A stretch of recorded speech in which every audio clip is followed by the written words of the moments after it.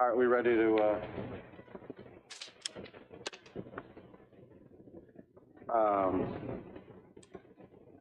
okay. All right, we're going to go ahead and I'm going to go ahead and call the May 13th, 2024 Caroline County Board of Supervisors meeting to order. To my far right, I have Mr. Clay Forehand from the Madison District. To my immediate right, I have Mr. Floyd Thomas from the Mattaponi District. To my immediate left, I have Mrs. Nancy Long from the Port Royal District and Vice Chair. And to my far left, I have Mr. Reggie Underwood from the Reedy Church District. We do have joining us tonight, even though not physically here, via remote, Mr. Seeley. He said he is unable to attend the meeting because of sickness. This does comply with the board's electronic meeting policy. I will just need a vote from the Board of Supervisors to allow Mr. Seeley to participate remotely. And then once that happens, we can get him in on Zoom. So can I get a motion? So moved, Mr. Chairman. Can I have a motion and a second? Any discussion on the motion? All in favor say aye. Aye. Aye. Motion is unanimously approved. Mr. Seeley can now join. All right, before we do anything else, I would like everyone to stand for the invocation to be led by Mrs. Long, followed by the Pledge of Allegiance.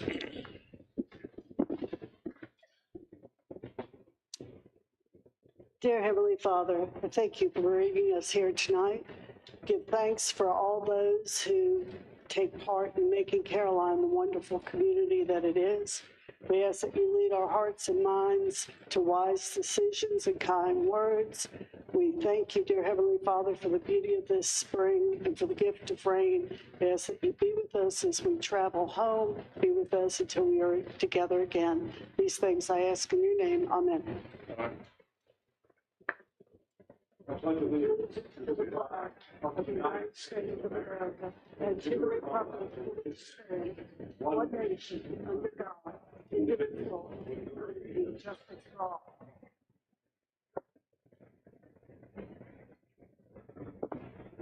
All righty, thank you, Mrs. Long. We will now go to opening board comments. Mr. Forehand. I have none at this time. Mr. Thomas. Thank you, sir. I just have a couple of brief ones. The first one is to acknowledge the passing of Ms. Charlene Harris, who was a librarian here for quite some time. The Harris family has been dedicated to Caroline. Her husband, Ken, served in animal control for quite some time. So if you would keep the family in prayers. I also have a possible problem developing. I have a constituent who's having problems with an easement and a tower company. It's not a cell tower, it's a radio tower. So I'm just letting the board know that I may come back in a month or so with a request to revoke that special exception. And that's all I have. Thank you. Mrs. Long. I have a couple. I want to thank Historic Port Royal for a celebration for the 100th year of the schoolhouse. It was well attended. Two of our school board members spoke and certainly did the county proud. It was a cold day, but it was a wonderful event. Also, for those of you who may have known of a business that existed called Stitches and Things in Port Royal that were run by Catherine and Warren Grindy. Warren Grindy moved to Wyoming with his son after his wife passed away.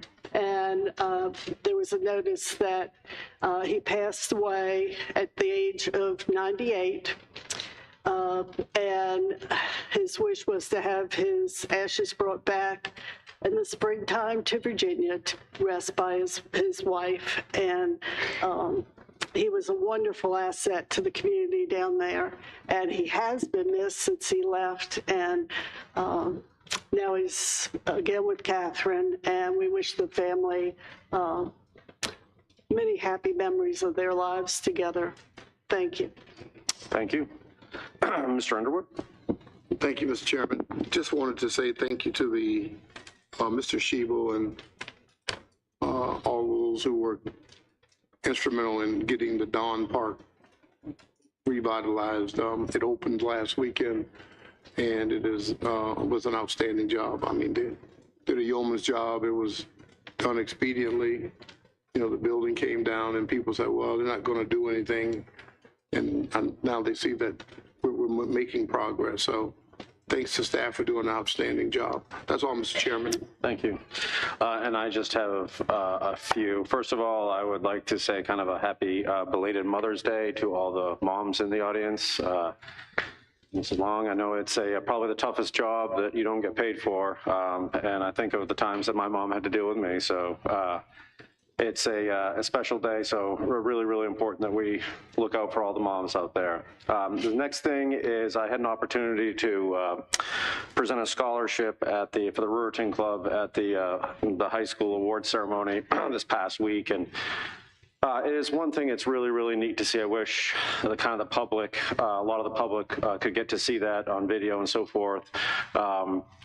The amount of awards that are given out by our community towards these young men and women that are going off into either the military or the workforce or college, it really is amazing, the community support for them. And so it's just kind of a bright spot in our community. So thank you to everyone that's involved in that. And their graduation, I believe, comes up next week. So I want to say congratulations to all the seniors and good luck in your future. And then last thing, I had an opportunity today to have a discussion with Mr. Hughes in regards to, we just need to make sure as a board of supervisors that we are holding some of our developers' feet to the fire on some of the stuff that they're supposed to be doing within the county. Most of my constituents, well, all my constituents that have kids in school will take them to Lewis and Clark Elementary, and the road going in there is less than desirable. So we need to make sure that since that is not a VDOT maintained road, that the developer is doing what they're supposed to maintain a safe and a road that looks befitting for people that are going into a school. That's all for that I have. So next on the agenda, we have amendments to the agenda. Oh, I'm sorry, Mr. Seeley. I forgot about you. Sorry. Mr. Seeley, do you have any opening board comments? Oh.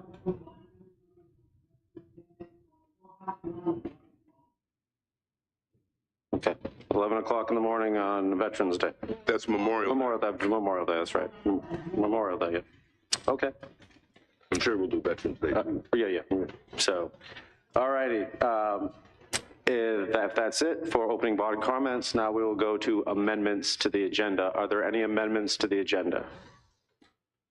I do. If no one has one, I do have one that I'd like to bring up. It is concerning signage and VDOT right-of-ways.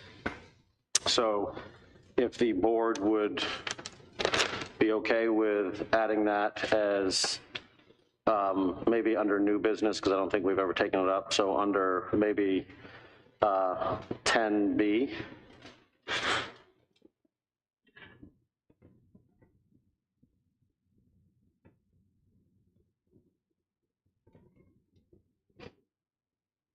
If that would be okay, I will take a motion to accept the agenda as amended.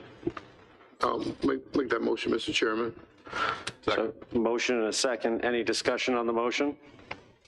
All those in favor say aye. Aye. All those opposed? Motion carries unanimously.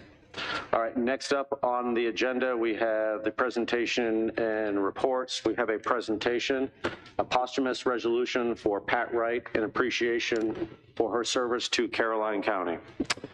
So I have a resolution here for Ms. Wright. This is a posthumous resolution of appreciation for Mrs. Patricia Pat Wright. Whereas Mrs. Patricia Pat Wright passed away on March 15, 2024 in Bowling Green, Virginia at the age of 85. And whereas she was born in Bamberg, South Carolina, but spent the majority of her life as a resident of Caroline County. And whereas Mrs. Wright was a well-known pillar of her community for decades, as she continuously and passionately sought to improve the lives of Caroline County citizens through her bright spirit, kind heart, and dedication.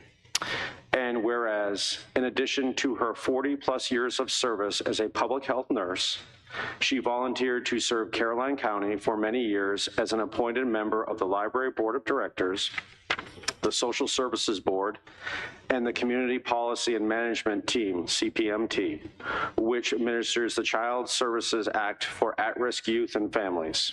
She served as CPMT chair for decades, where she was known for running no-nonsense, efficient meetings that never lost sight of the goal of providing services to those who needed them, who most needed them. And whereas she will be greatly missed by so many in Caroline County for her positive influence she had on the lives of generations of county residents and the example she set by her faithful and dedicated service.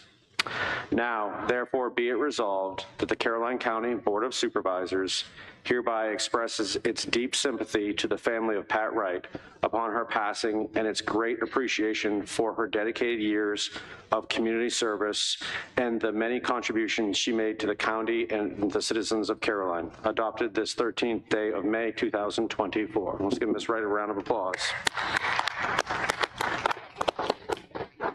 Is there anyone here from, Mr. Seeley, would you like to, well, this is your constituent, I believe.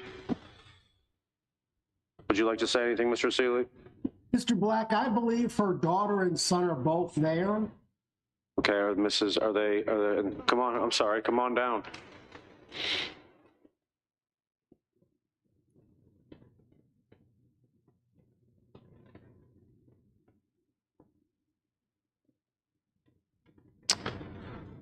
We want to thank you for the service. Would you like to say anything on behalf of your mom? Well, we appreciate everyone recognizing Mom. She was somebody that always had to be busy, and when she retired in 1999, this is what she did. And she worked for Rotary, she did hospice, and that's the kind of person she was. If anybody knew my mom, she said what was on her mind. She was very direct, very loving, very passionate. We will miss her. So thank you. So very fitting for Mother's Day, right? So if you wouldn't mind, we'll come up and we'll get a few pictures with the board. Sure. Okay. Mr. Black, I'd just like to thank the family for all the service and time their mother has spent working for countless endeavors in the county. Thank you.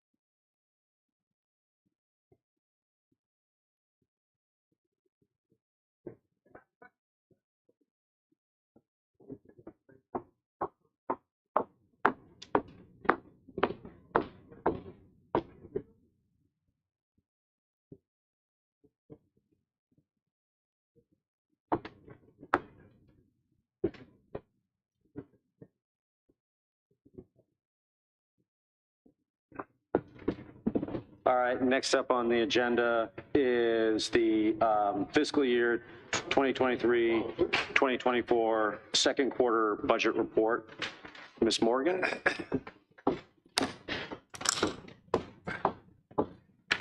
All good news. Yes, sir. All good news. All good news. All good news. Good evening, Chairman Black and members of the board. I am before you to provide a second quarter budget status report. This will look familiar as I did provide a second quarter status report in January. However, at that time, we did not have any revenues that were in the system. We do currently have the revenues in the system, so this will be a complete report. Let's see. All right. So in your package, you had summaries of revenues as well as expenditures as they related to the budget. The budgeted revenues for the major funds have been collected and are billed at 44.6%, and 41.0% of the budgeted expenditures have been expended.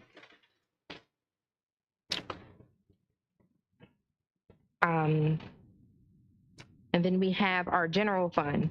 For the quarter ended December 31st, 2023, general fund revenues collected were $31,843,925, or 44.5% of the budgeted estimates.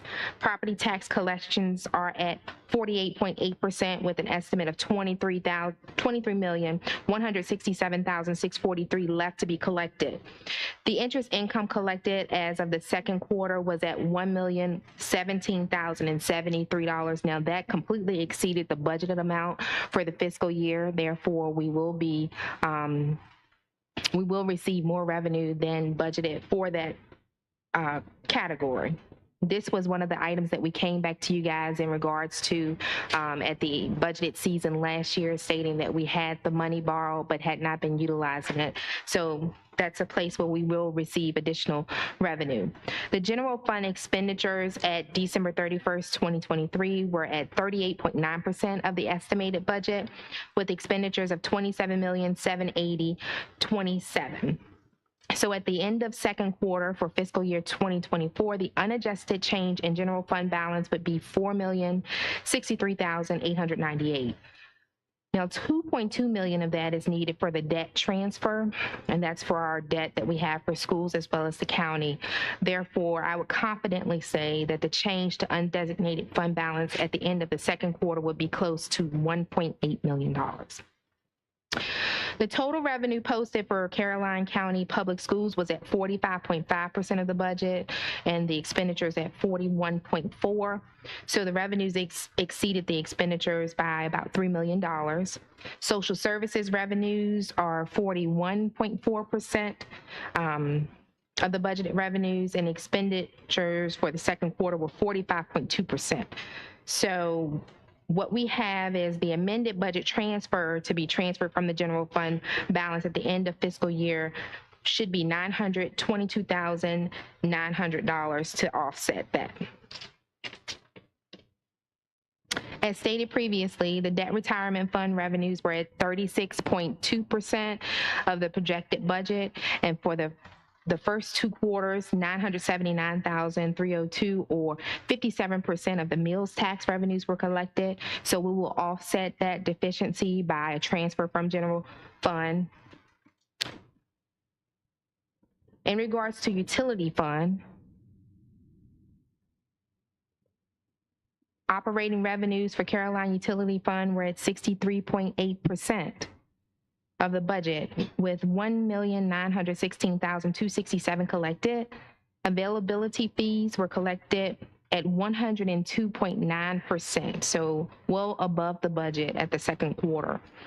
$1,957,907 had been collected for availability fees. Ms. Morgan, quick question. Yes, sir. When you give the number 109%, 102.9%, is that 102.9% Of the budget. for the total year budget or of this 6 months budget? For the total year budget. Thank you. Yes, yes, sir.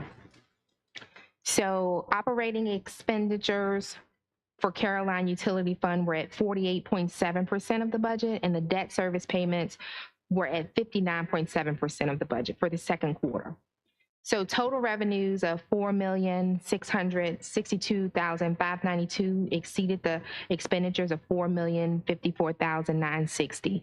Now, the importance of that number is, as you can see, there was a budgeted transfer from general fund of $1,868,076 here. And if we continue with the increase of revenue for the utility fund, we will not need that. So that basically would account for where our revenues are over our expenditures in general fund. The Don Wastewater Fund continues to need a little assistance. The operating revenues are at 9.9% of the budget, and operating expenses are at 38.8% of the budget. The total revenues are only $40,170 compared to the expenditures, which were $157,850. Now, there is a transfer that's budgeted for there for $298,598. So in conclusion, I will share that during the fiscal quarter ending December 31st, 2023, Caroline County's collection of revenue for the major funds exceed the expenditures for that same time frame. The school system continues to operate within its adopted budget, and the utility fund generates sufficient income to cover all operating expenses and the debt service payments with the increase in interest. General fund revenues continue to rise above the expenditures as in the past couple of years. And this concludes my report. Thank you, Ms. Morgan. If we could, Mr. Forehand, do you have any questions? Ms. Morgan, I know you may not have it right now. When was the last time we adjusted anything related to Dawn's wastewater system? I do not have that information. Just Fourth year in a row for Dawn wastewater. that wasn't my question. Okay. Rates, not revenue. I would expect revenue to go up, but our last rate adjustment for that Rate system. adjustment. You don't have to give me an answer now. It's just a curiosity. Okay, I will check on that.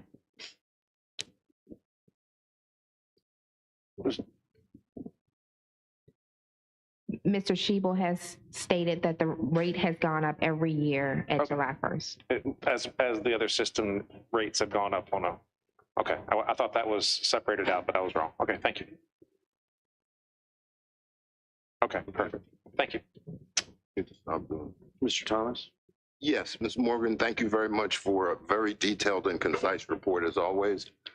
My first question is about the availability fees. You said we're at 101% already, Yes, sir.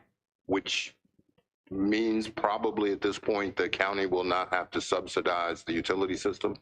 I would say so. That is correct. Okay, which as far as the operating, it has been going on without assistance for quite some time. Yes, It's the debt service that's really an issue. absolutely. Okay. That's probably due to the large number of new houses in Pendleton and Ladysmith Village and all those things. Yes, sir. Okay. All right. Thank you very much. And the one real serious question I have, and I probably should have asked you earlier, revenue and expenditures for the general fund went up $7 million after the budget was adopted. Yes, And sir. revenue and expenditures for the schools went up $4 million after the budget was adopted. Do you know what those additions were? I can provide you a list. Okay.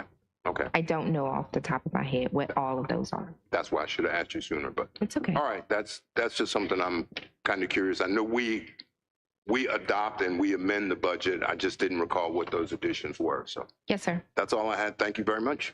Mrs. Morgan, if you could send that information to all of us too. Absolutely. Would appreciate it. Okay, Mrs. Long, I have no questions at this time.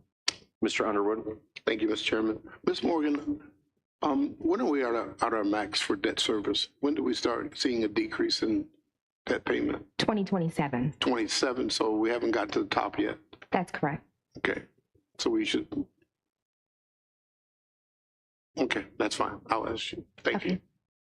I just have, Mr. Seeley? Mr. Seeley? Okay, while we're Mr. waiting on him. Chairman, Did you have a question? I have just a couple questions.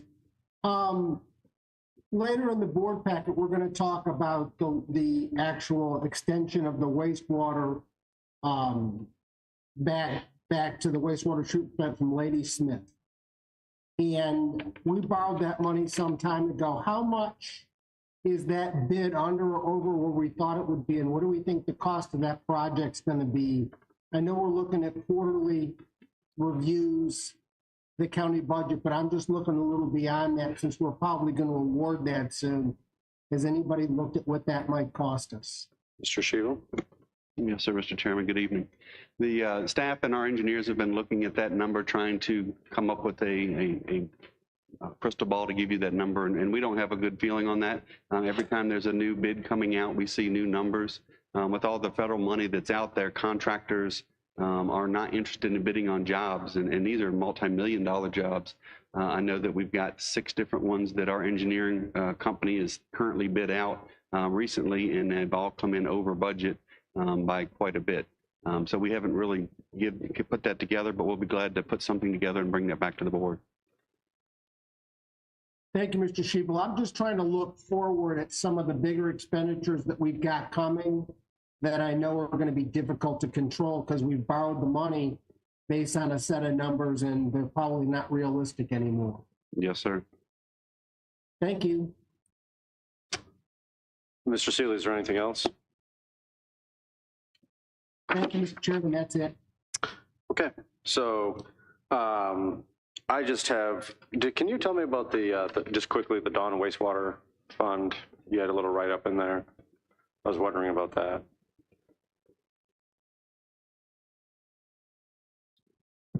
In regards to the fact that we have a current operating loss?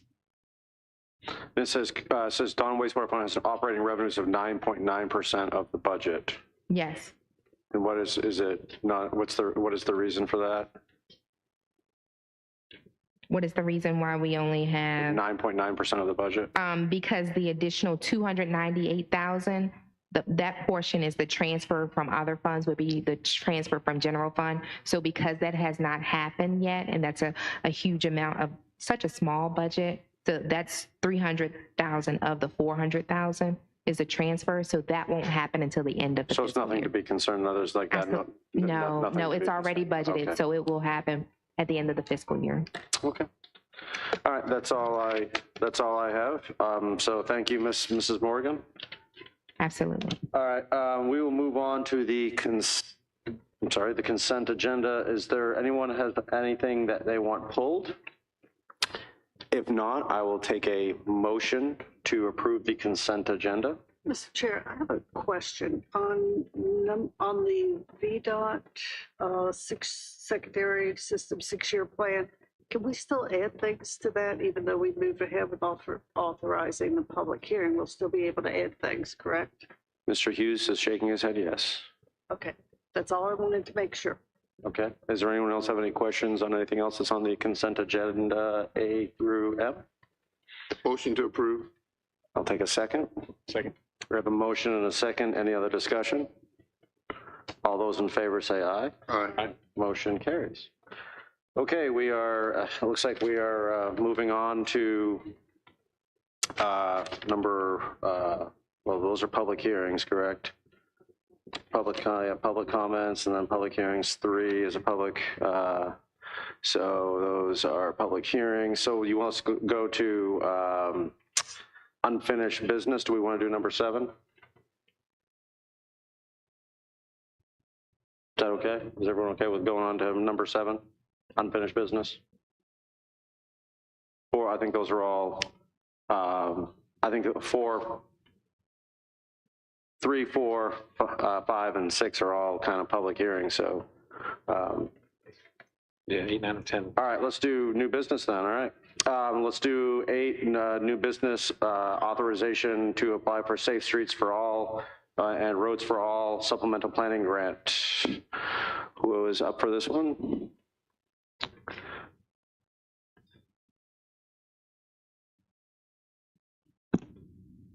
Mr. Chair, members of the board, I am here, a representative from the GWRC who's going to be here with us tonight. Oh, okay, wonderful. So Becky Golden with GWRC is here tonight to assist me with this item, and it is a request for the board to authorize the county to apply for a Safer Streets grant in conjunction with a grant opportunity that GWRC has identified for a project at the northern end of the county at Page Road and Marie Road in the Route 1 intersection. As you all know, that intersection is also included in our Route 1 corridor study, and as well as been submitted as a pre-application project for SmartScape. The Safer Streets grants will go into a little bit more in-depth study of that area. And in conjunction with Spotsylvania County, they are also doing making an application for a grant at the intersection of Arcadia Road and Route 1 in an area that has been identified as a triangle, pedestrian triangle. And so the goal of the grant is to help improve the safety at that intersection, at both intersections. But this grant application would give us an opportunity to have a more in-depth study related to that. And Ms. Golden can certainly expound on the grant, the requirements as it goes. So there's a 20% match required for the grant. And so we certainly hope that the board would approve that. That works out to about $8,000 is the county's match opportunity. The Transportation Committee did review this grant proposal and did make a recommendation that funds that are available in the secondary 6-year plan be used for the county's match portion of the grant. So, and we confirmed that can certainly be done. So, thanks. Mr. Hughes, what did you say our match was again? 8,000. That's what I thought, but I didn't know. I couldn't hear it, so I didn't think anybody out there could hear it. Thank you. I have a question. Go for it, Mr. Ms. Hughes, you recommended that we take money from the secondary road fund. Is that what you said? Yes, sir. It's from the available fees in the secondary 6-year plan, from the telefees. And we can do that without impacting any of the projects that are currently identified in the secondary 6-year plan or projects that we have coming along in the future. I mean, those projects typically take years to fund. So I was thinking, why wouldn't we just take it from the unencumbered balance? We could do that, but I thought this was a better source where we wouldn't have to take it from the fund balance. Well, I know we've got roads that are in the secondary system that we're trying to get 3 and 4 years worth of funding to make it happen. So any time we take money from there, it delays those. So if we get to the point, I'd make a motion that came from the general fund as opposed to that. Well, Mr. Thomas, I completely understand your concern there. And like I said, when we were at the Transportation Committee, we looked at that, if there was going to be any impact to any projects in the secondary 6-year plan, and it wouldn't be. So that's why the committee recommended that's where the funds come from. Sure. I mean, I don't think $9,000 is going to break any of those projects either way, but I have a hard time funding those projects as is. So why don't I just take the money from somewhere I have it? Anyone have any other questions of Mr. Hughes before Mrs. Golden comes up? Ms. Golden? Yes, I'd like to credit staff and Leon for coming up with the US 1 Mairie Page Road intersection. It is a serious high crash location, and we're excited to be able to perform analysis, not only for the Smart Scale project, which is adding a left turn lane for northbound and southbound, but also additional alternatives, adding a new traffic signal and turning lanes there, and modeling it, that option along with the Arcadia US 1 and the Mairie Arcadia intersection. So it's a very serious location, and we're really proud to have an opportunity to study it, and very pleased that staff brought that to our attention.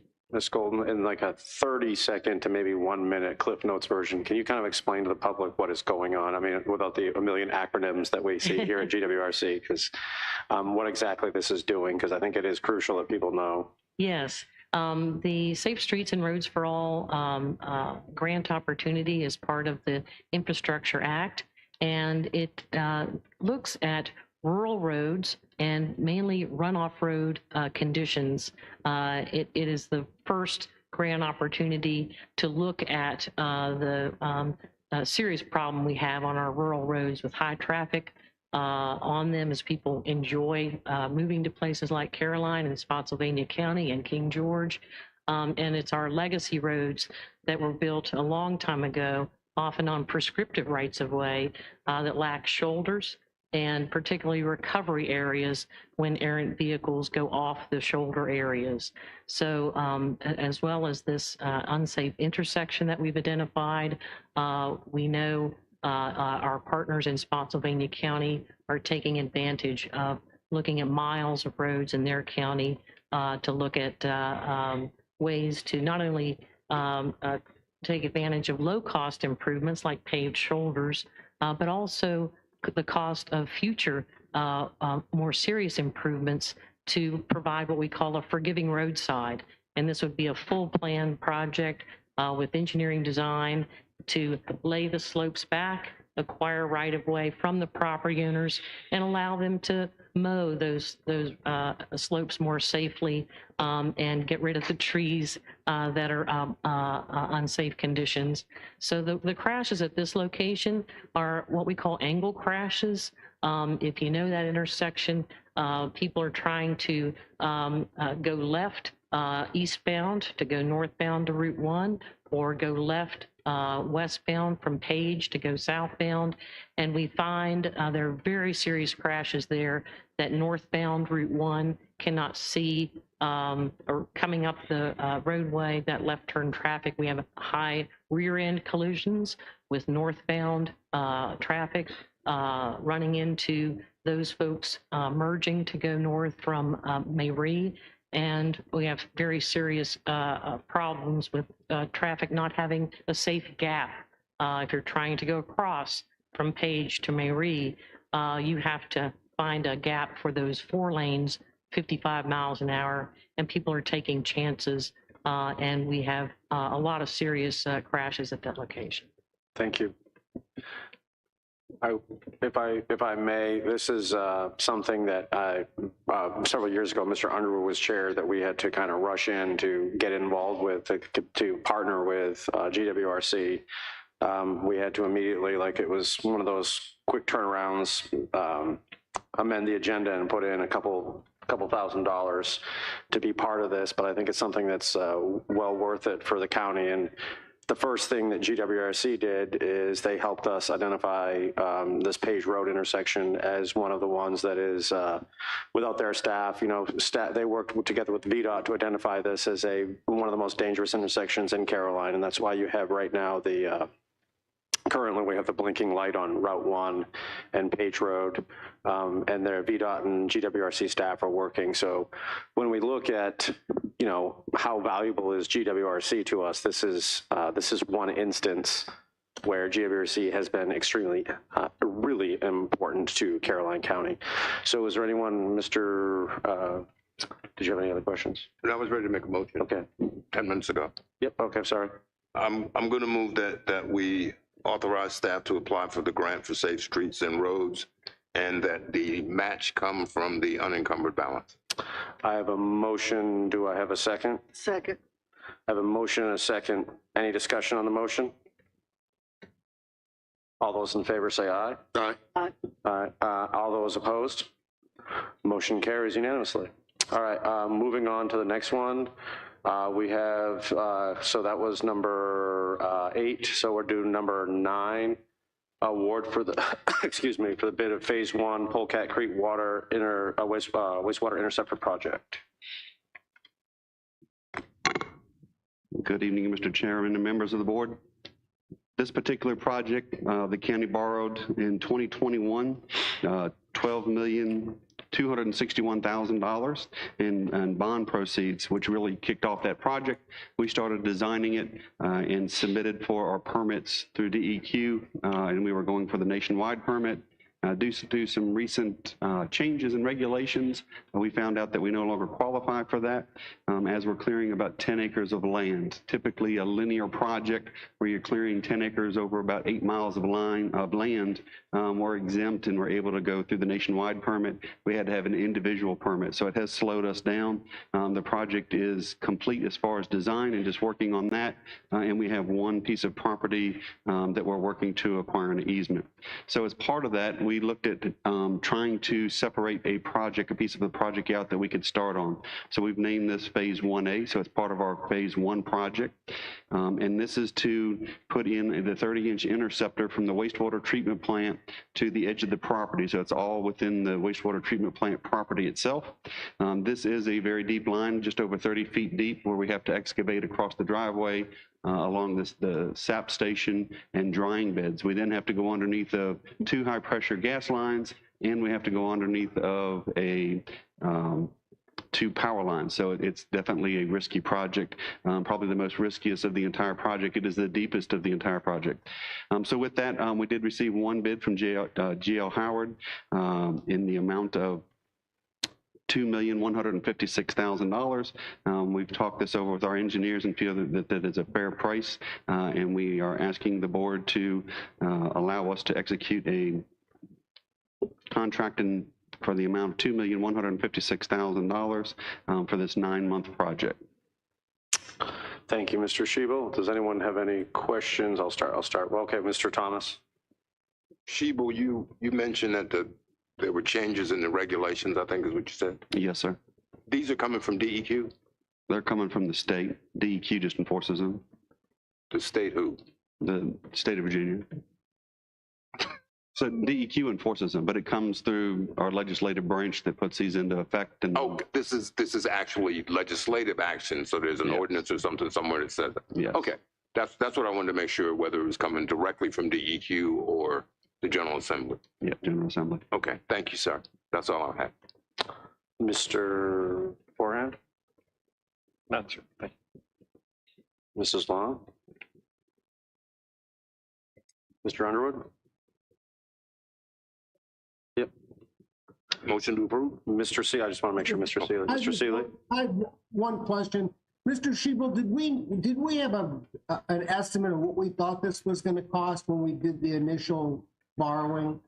Between one, this was broke out into a different section. So the original phase 1A was the entire $12 million. So we broke this one piece out. So it's really hard to say what this piece was at that time. The engineer's estimate was 1.2 to 1.5 on this project before we bid it out. Mm-hmm. So we're about 25% over on just this piece. Yes, sir. I'm just trying to figure out where we are with the rest of this. You know, is 25% going to be the norm, or did we make out in this piece and we won't on the others? That's all. At that rate, we need another $3 million. Right. Okay, with that, does anyone have any other questions? So moved. So did you make a motion? Yeah. Yeah. Mr. Thomas just made a motion. Do I have a second? Second. I have a motion by Mr. Thomas and a second by Mrs. Long. Any other discussion on the motion? All those in favor say aye. Aye. Anyone opposed? No. Did Mr. Underwood, did you vote no, or? Yes, no. Oh, you're fine, you voted yes? Yeah, okay. So, all right, so motion carries unanimously. All right, we will go to number 10, proposal to add tennis courts and new pickleball courts adjacent to Carolina High School. Mr. Shebel? Yes, sir. The Board of Supervisors had asked staff to look at expanding our current tennis court system from a 4-court system to a 6-court system, as most of the region has. Most of the teams, as they come with a team of 6, and we're the only one in the district that ends up having to have longer matches because of that. And good thing is we now have lights. But the other thing that we're seeing is one of the most popular sports, growing sports out there is pickleball. So the board had asked us to also look at that. So we've looked at how to construct that adjacent to the current tennis courts. We would be able to do the groundwork there and construct those courts. So our estimate to do that work is $678,500. That would include putting lighting on that as well. So, is there a graphic that shows where they were going to be squeezed in? So there is not. We would lay that out directly to the, I guess, the west of the current courts.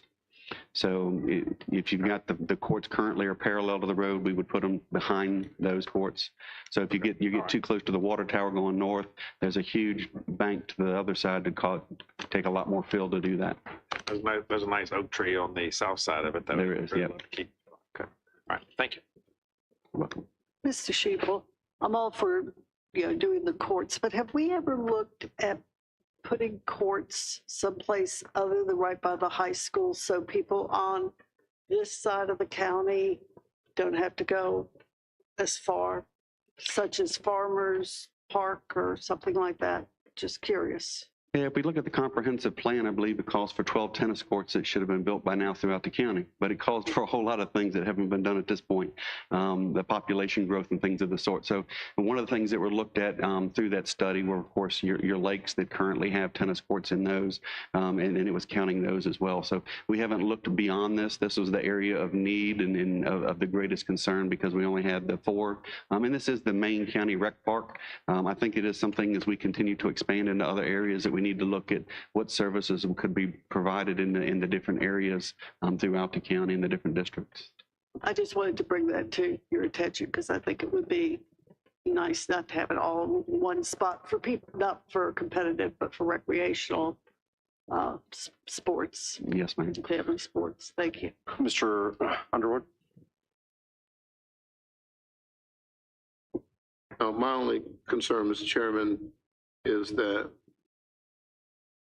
we have a tendency to look rather foolish when we talk about expenditures versus revenue. We come up with something of this nature that's only $677,000, and we have the money to do it, and it sits in the CIP. I mean, I think there are projects such as this in the CIP that we could take a look at and fund one a year in different places and not have a major impact on the budget. So with that said, I'd make a motion to approve the $678,500 for the pickleball and tennis courts at the high school.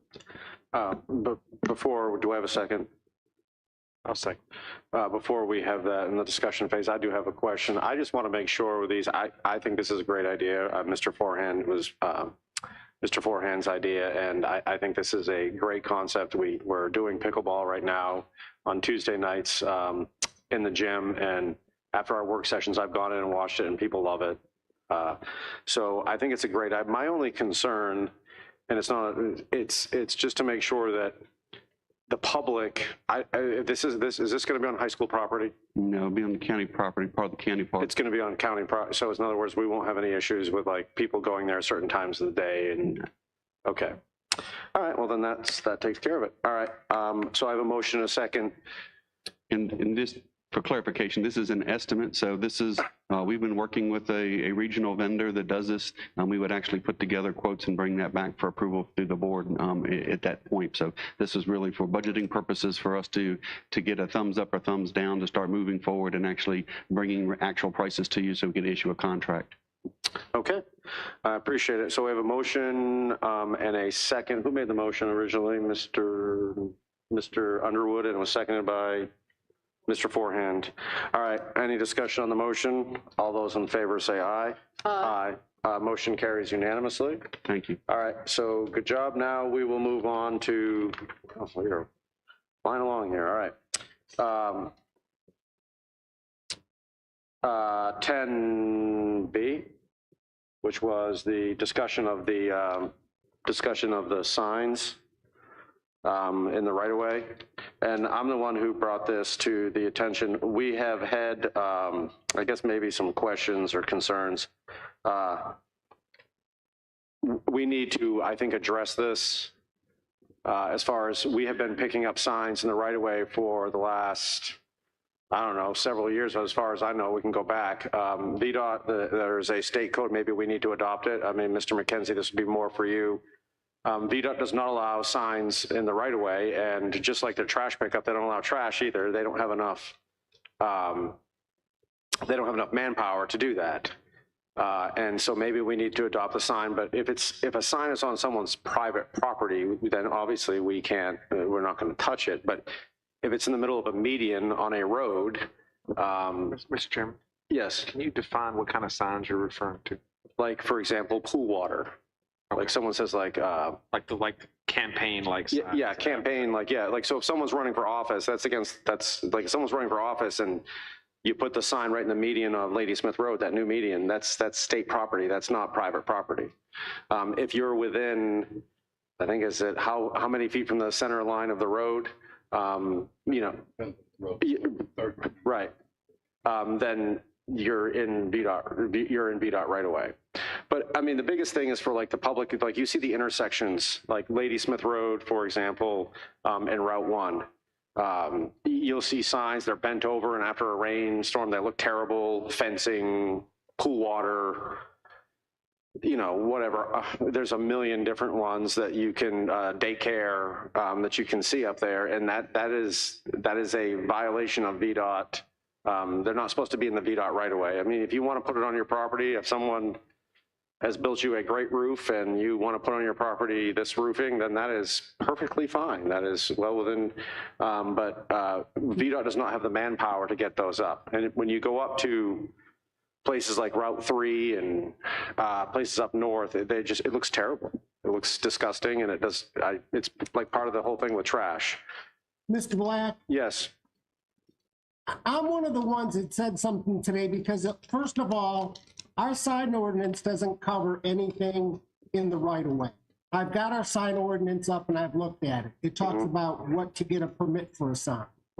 So today we had a county vehicle picking up, and people saw them take them, the no data center signs, and they got real upset because that's the signs they saw taken. And there are a number of signs missing, and I'm not saying the county took them, but there are signs everywhere. And I don't know that we want our staff doing VDOT's job, which is the right-of-way cleanup of those kinds of signs. That's VDOT's responsibility, and nowhere in our ordinance does it say we're going to pull up signs. Okay. So to be fair, I'm the one that said something because I'm the one that got the phone calls with people seeing somebody in a county vehicle pulling up signs. And my concern, Mr. Seeley, is I don't care if it's a no data sign. I don't care if whatever sign it was. We've been doing this for, I think our staff can tell you that it's been going on for. Yeah, but you left the other signs. They pulled the no data signs and didn't pull the other signs. Well, then So we can't just indiscriminately, and we shouldn't as a county, do we really want to get into VDOT's responsibility of keeping the right of way clean? Because you're talking about trash pickup, and now we're expending other resources, which is property maintenance, to do sign pickup. Yep. I mean, we've got to draw a line somewhere. We can't just keep taking on more and more and more. And while I understand that, VDOT's supposed to be picking up trash alongside the roads too. And They pick it up. and we've taken on some of that because they literally can't keep up with it. And so if we don't do something with it, now we've been asking Adopt a Highways to help us out, but we all agreed to hire litter technicians because we had major intersections that looked like garbage pits. So You now you're you're diverting from where we're at. I'm talking about we're targeting signs. Is that really what, as a board, we all want to do? If that's what we all want to do, fine, but you can't indiscriminately pick out the signs that somebody doesn't like or does like. Right. Or you pick them up on Tuesday and then they're back on Thursday and they stay for another month. I just don't think that county resources, that's the best way we should spend the folks that we have doing that kind of stuff. Okay, so how does And we don't have any ordinance at all that says that we're going to pull those. we're talking about that, yes, Mr. Underwood? Mr. Chairman, we should never indiscriminately enforce any policy. Right.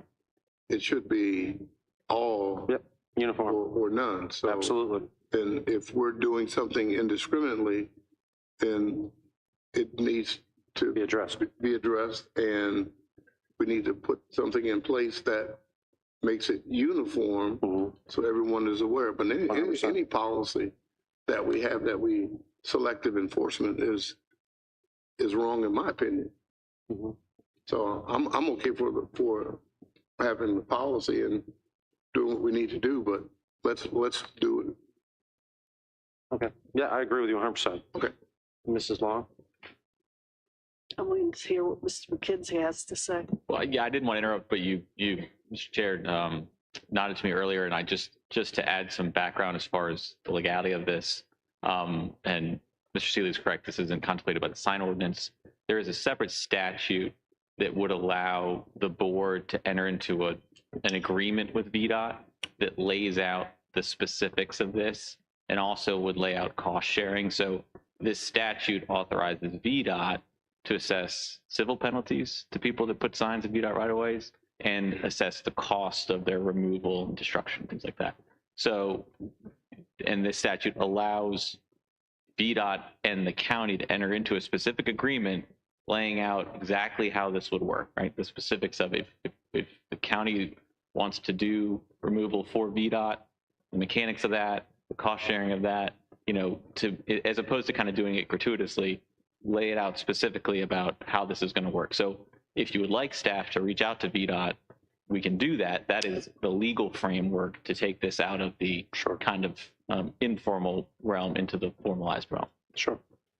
Yes. So are we okay with a motion to do that then? Do we really want to be in the business of taking down signs in the right of way as a board, and then everybody's got to want to come get their sign back from us, and we've got to store them like VDOT does? I mean, do we really want to do that as a board? Because that's what it's going to require. I don't think VDOT stores your sign. Yeah, right. They don't. Yeah. I'm pretty sure they've thrown a few of mine away that were put in good places. Only if you don't ask them for them, because they pulled some of mine years ago and they had to keep them, and I went and got them. They were on Farmer Drive. I've gone to their office and they threw them away. Okay. Can I get a motion then? Mr. Chairman, I make a motion that we ask staff to move forward with putting together an ordinance regarding signage and an agreement with VDOT on how best to move forward. Mr. Chairman, we will certainly do that. I did want to say, I mean, I would be very surprised if we're selectively removing signs. We will certainly look into that, but that is completely unacceptable. Right. I don't believe it's happening, but if it is, we will certainly address it. You can, one of the things here too, at the, if we could get the people, Mr. Whiteman, I know he's been, and staff as far as like what signs, because I know staff has talked to me numerous times over the last year about how many signs that they've gotten from a particular company. So it's not like it's not going on just because of the data center. This has been, the county has been doing this for a while. And so do I have a second? I would like for Mr. Underwood to restate his motion, please.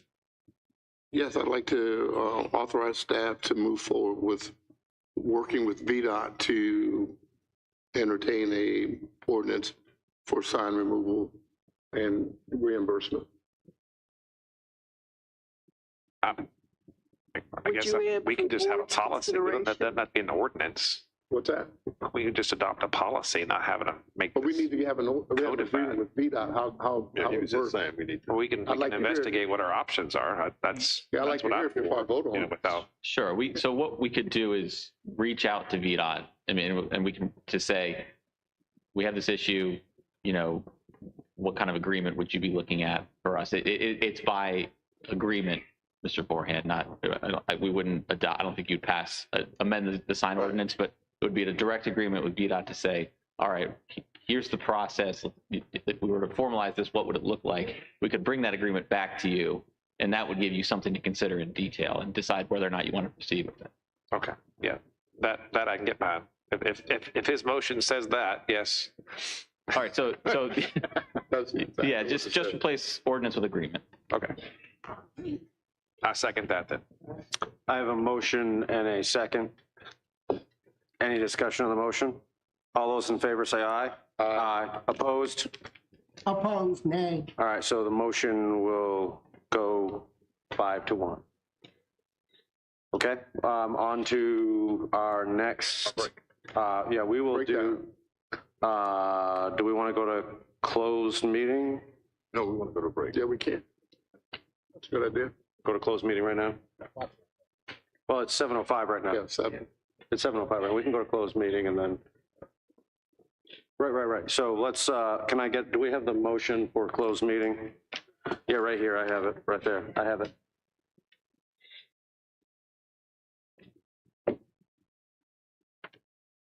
I move that this board convene in closed meeting pursuant to the consultation with legal counsel and briefings by staff, exceptions of section 2.2-3711A7 and 8 of the Code of Virginia, to discuss specific legal matters pertaining to the settlement of a claim, title claim, and potential condemnation action where any consultation or briefing in an open meeting would adversely affect the negotiating or litigating posture of the board, and the real estate exception of section 2.2-3711A.A3 of the Code of Virginia for discussion with the county staff regarding the potential acquisition of real estate in the Carmel Church area for fire EMS use. I have a motion. Do I have a second? I have a motion and a second. Any discussion? All those in favor say aye. Aye. We are now in closed session. We will do our best to be back here by 7:30.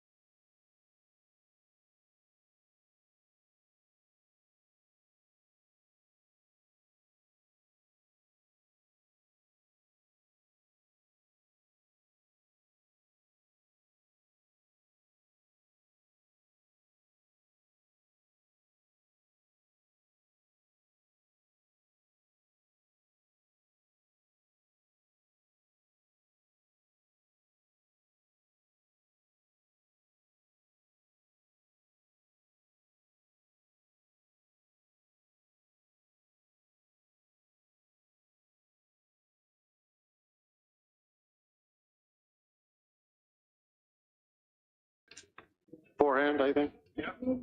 You ready? Yeah. Go. Yep.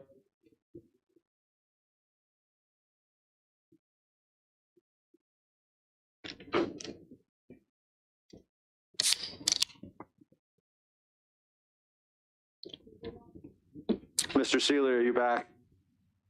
I am here. Thank you. Take the motion to come out of closed session.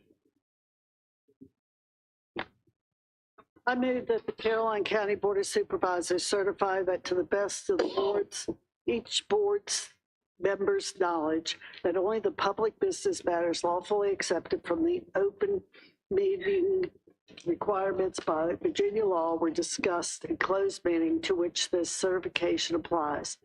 And only such public business matters as were identified in the motion convening the closed meeting were heard, discussed, or considered by the board. I have a second. I have a motion. Do I have a second? I have a second. I have a motion and a second. All those in favor say aye. Aye. Aye. Aye. Okay. We need a motion to certify, correct? Yes. So Mr. Forehand, do you so certify that everything that was done in closed session was what we advertised in closed session is what we discussed in closed session? I so certify. Mr. Thomas? I so certify. Mrs. Long? I so certify. Mr. Underwood? I so certify, Mr. Chairman. And I so certify as well. All right, we are, Mr. Chairman. Mr. Seeley, I'm sorry, I keep on forgetting Mr. Seeley. Mr. Chairman, I'd like to make a motion regarding that closed meeting. Just go for it. And this is related to a title claim from the Caramel Church Fire Station. That I move that we sign the settlement agreement and the release of claim from Chicago Title regarding the utility line. Motion and a second. Any discussion on the motion? All those in favor say aye. Aye. Motion, Mr. Seeley. Aye. Motion carries unanimously. All right, we are now on to our public comment period of our agenda. Just understand a couple things. On public comment, it is, you can discuss anything that is not a public hearing. So if you want to discuss the budget, for example, that's the public hearing a little bit later on. So anything that you would like to discuss tonight that is not a public hearing, just state your name and your voting district. You do not need your address, and you have 3 minutes. So anyone now, I will declare the public comment period open. Anyone now who would like to discuss anything that is not a public hearing, you may come down, state your name and your voting district. Once again, anyone who would like to discuss anything that is not a public hearing. Good evening, board. My name is Kevin Collins, Reedy Church District. I just wanted to touch base on the money that was designated for the pickleball courts and tennis courts earlier this evening. I would love for all of you guys to go down and take a tour of the soccer fields where our children play in the Caroline Rec League. They are ridiculously bad. Every goal has bare dirt in front of it. We found a sharp metal rock sticking up on one end we had to pull out. I just think we need to maybe look at curtailing the pickleball until we repair and get everything else we have in the county up to standard as far as those fields go. It's just an injury waiting to happen for these kids. Not to mention, it's not very fun on a hot summer day when you go to kick the ball and a 6-foot plume of dirt dust gets in all the kids' eyes. So while I appreciate expanding these things, the tennis courts is a no-brainer. We need that from a school standpoint so we can have efficient matches. But adding 2 new pickleball courts seems kind of crazy at this point when the grounds itself need more attention. So I'm not against pickleball courts. I don't play it myself, but I really would like more focus on the soccer fields. Thank you. Okay, thank you. Is there anyone else who would like to talk about anything that is not a public hearing? Is there anyone who would like to talk about anything that is not a public hearing? Last time? Anyone else? All right, I will declare the public comment period closed. And we are now to the part of our agenda that is the public hearings. So our first public hearing tonight is on the proposed fiscal year 2024-2025 budget. Mrs. Morgan.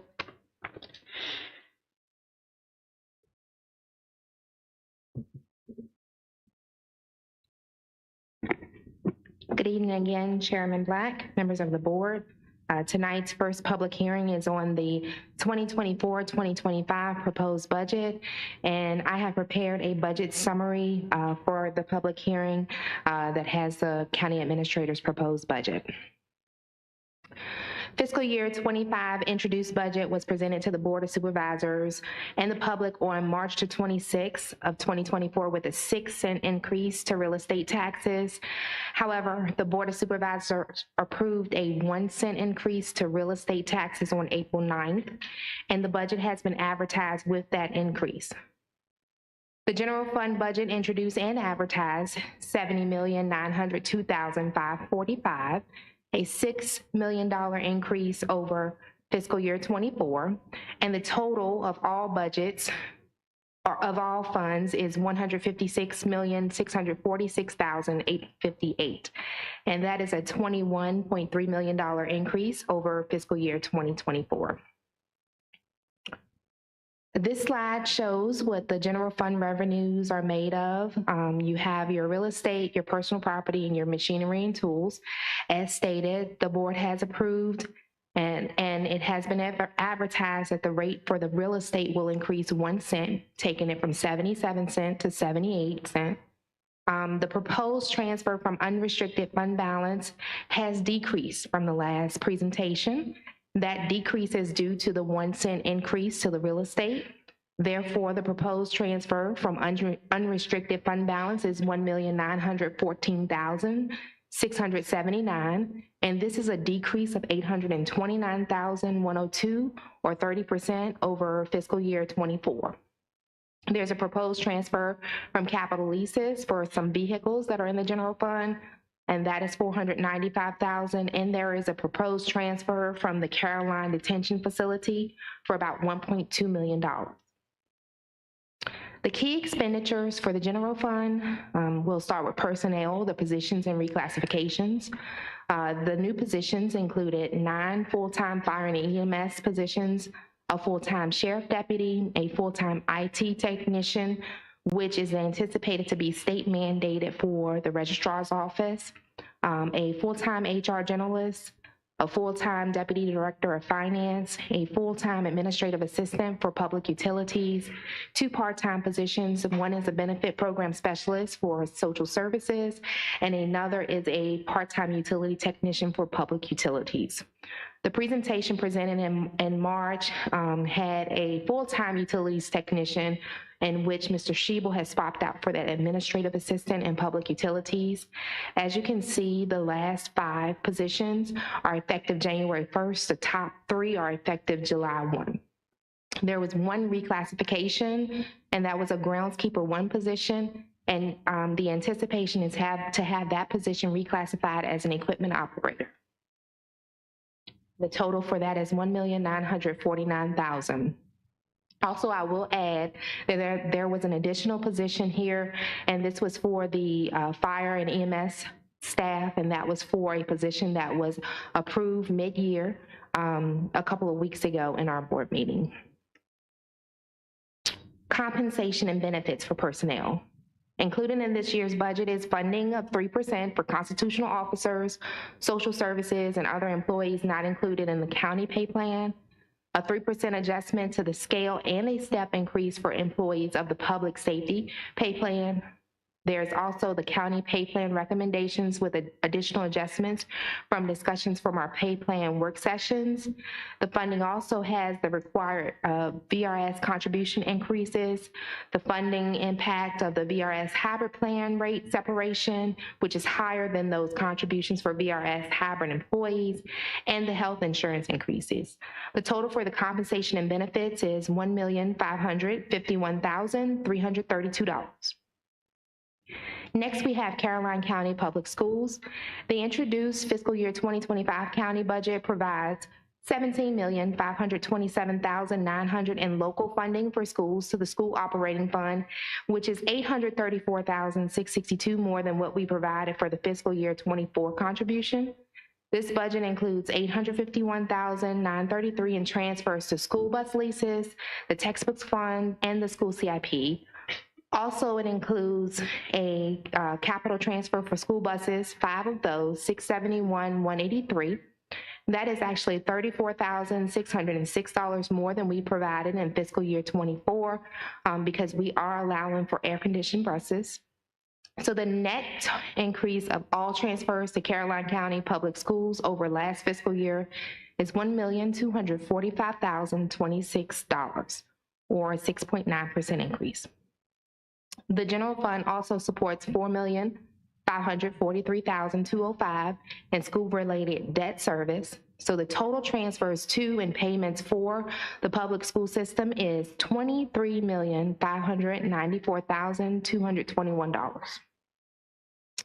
The total proposed fiscal year 2025 school budget with all funds is $82,653,313.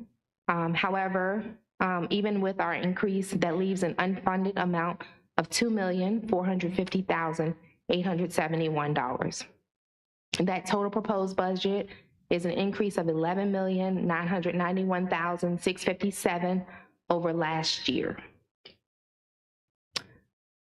The next two slides show the changes in the other operational funds. You can see social services has an increase of $116,095.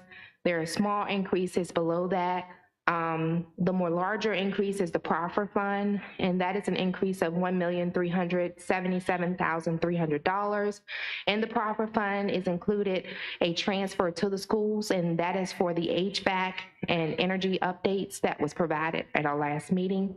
And lastly, we have the Caroline Detention Fund, which is $743,277. And this continues that. It just shows the changes in the enterprise funds and the capital project funds. School capital is about $9,354,000. Again, that includes the HVAC system.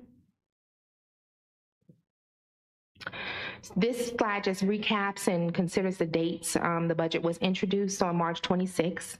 On April 9th, we had the public hearing and the adoption of the tax rates. We had a budget work session on the 30th. On May 7th, we had a pay plan work session. And tonight is our required public hearing on the budget, as well as we'll have the CIP. And we have a May 28th target date for the budget adoption and appropriation. And that concludes my presentation. Okay, do any of the supervisors have any questions from Mrs. Morgan before we open the public hearing? All right. I'm going to go ahead and open the proposed fiscal year 2024-2025 budget public hearing. At this time, anyone who would like to talk about the proposed budget may come down. Once again, state your name and your your voting district, and you have 3 minutes.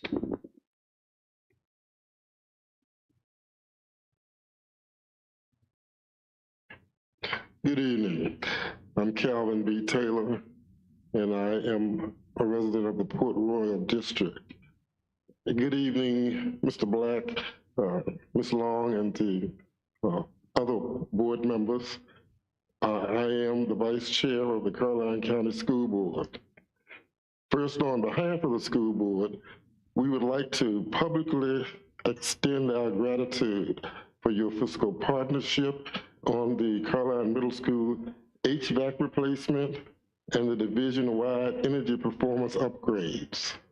I'm hoping a similar spirit of collaboration can be embraced when evaluating the county's ability to fund the school division's fiscal 25 budget needs.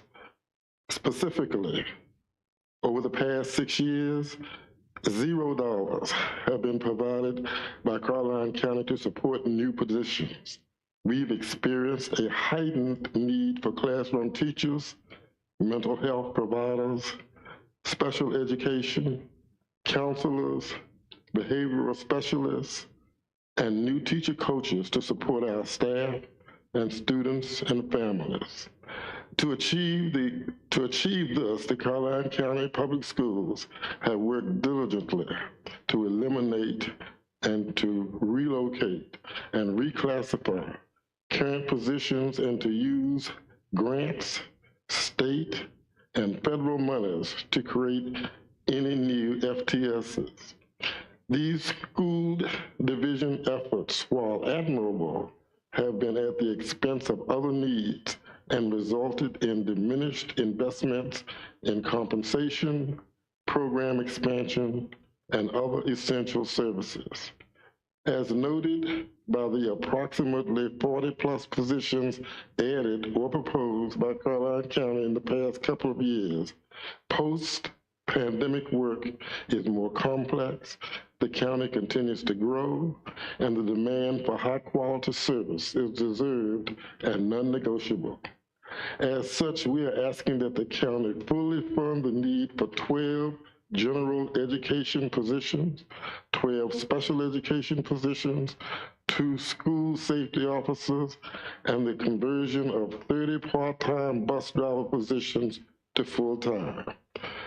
Additionally, with approximately 700 employees, Caroline County Public Schools acknowledges the heavy lift associated with salary studies.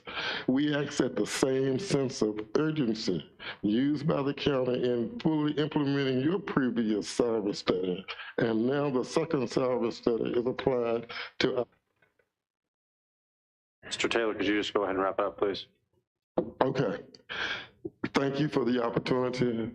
We try to serve the students of Caroline, and we do everything we can to make them the best students they can be. Thank you, Mr. Taylor. Is there anyone else who would like to speak in regards to the budget public hearing? Is there anyone else who would like to speak?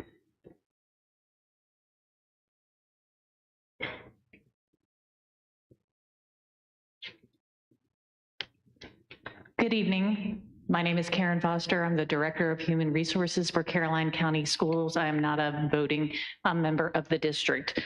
But good evening, Chair Black, Vice Chair Long, and members of the board.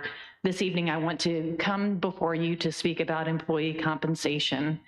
Following some of the information that the county has shared recently, I just wanted to highlight just a few things this evening.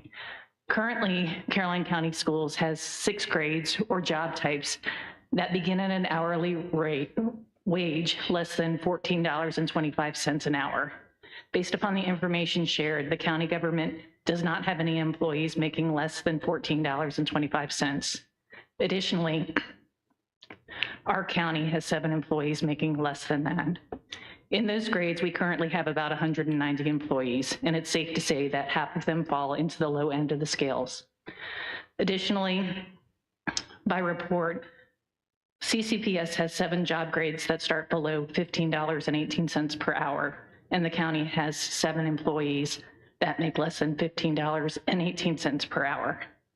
In FY23, the county provided salary increases for employees less than $62,199, ranging from 5.1% to 13.6%, with some up to 41% and others a 5% increase. The school division provided a 7% increase and implemented step 1 of the teacher scale. And currently FY teachers in steps 0 to 19 or 20 years of experience make less than the $62,199. In FY24, the county provided employees making less than $60,699, an increase of 6.1 to 14.9%, with all others a 6% increase. The school division provided a 6% increase, with approximately 78% of our employees would have fallen into the 6.1 to 14.9% increase that the county employees received. Few facts. Over the last 3 years on an annual basis, we've averaged 13 vacant bus positions that have been a combination of either unfilled or vacated positions. We've had a job foreman that has been vacant for the last 1.5 years, not because we haven't had the applicants, but because we have not been able to meet wage requirements. As such, we are experiencing an increase in overtime pay, increased load on school staff who have to wait for late buses, disruptions in morning instruction until all students have arrived, a longer day for our younger students due to the need to have drivers double up. It is essential not just to raise the rate of pay for our drivers, but for us to have the ability to convert them to full-time positions. In addition to our 23 unfilled. Thank you very much. If you can just wrap it up just really briefly. Sure, absolutely. You all have heard statistics over the last couple of years. I know that you understand the value of compensating employees, and I ask that you look to the schools in the same manner that you have been able to with our county employees. And thank you for your efforts for our students, our staff, and our community. Thank you, Mrs. Foster. Is there anyone else who'd like to speak? Hi, good evening. Good evening, Chairman Black, Vice Chair Long, and members of the board. My name is Corinne Griggs, and I am the principal of the middle school. I am the mother of 2 Bowling Green Huskies and a resident of the Reedy Church District.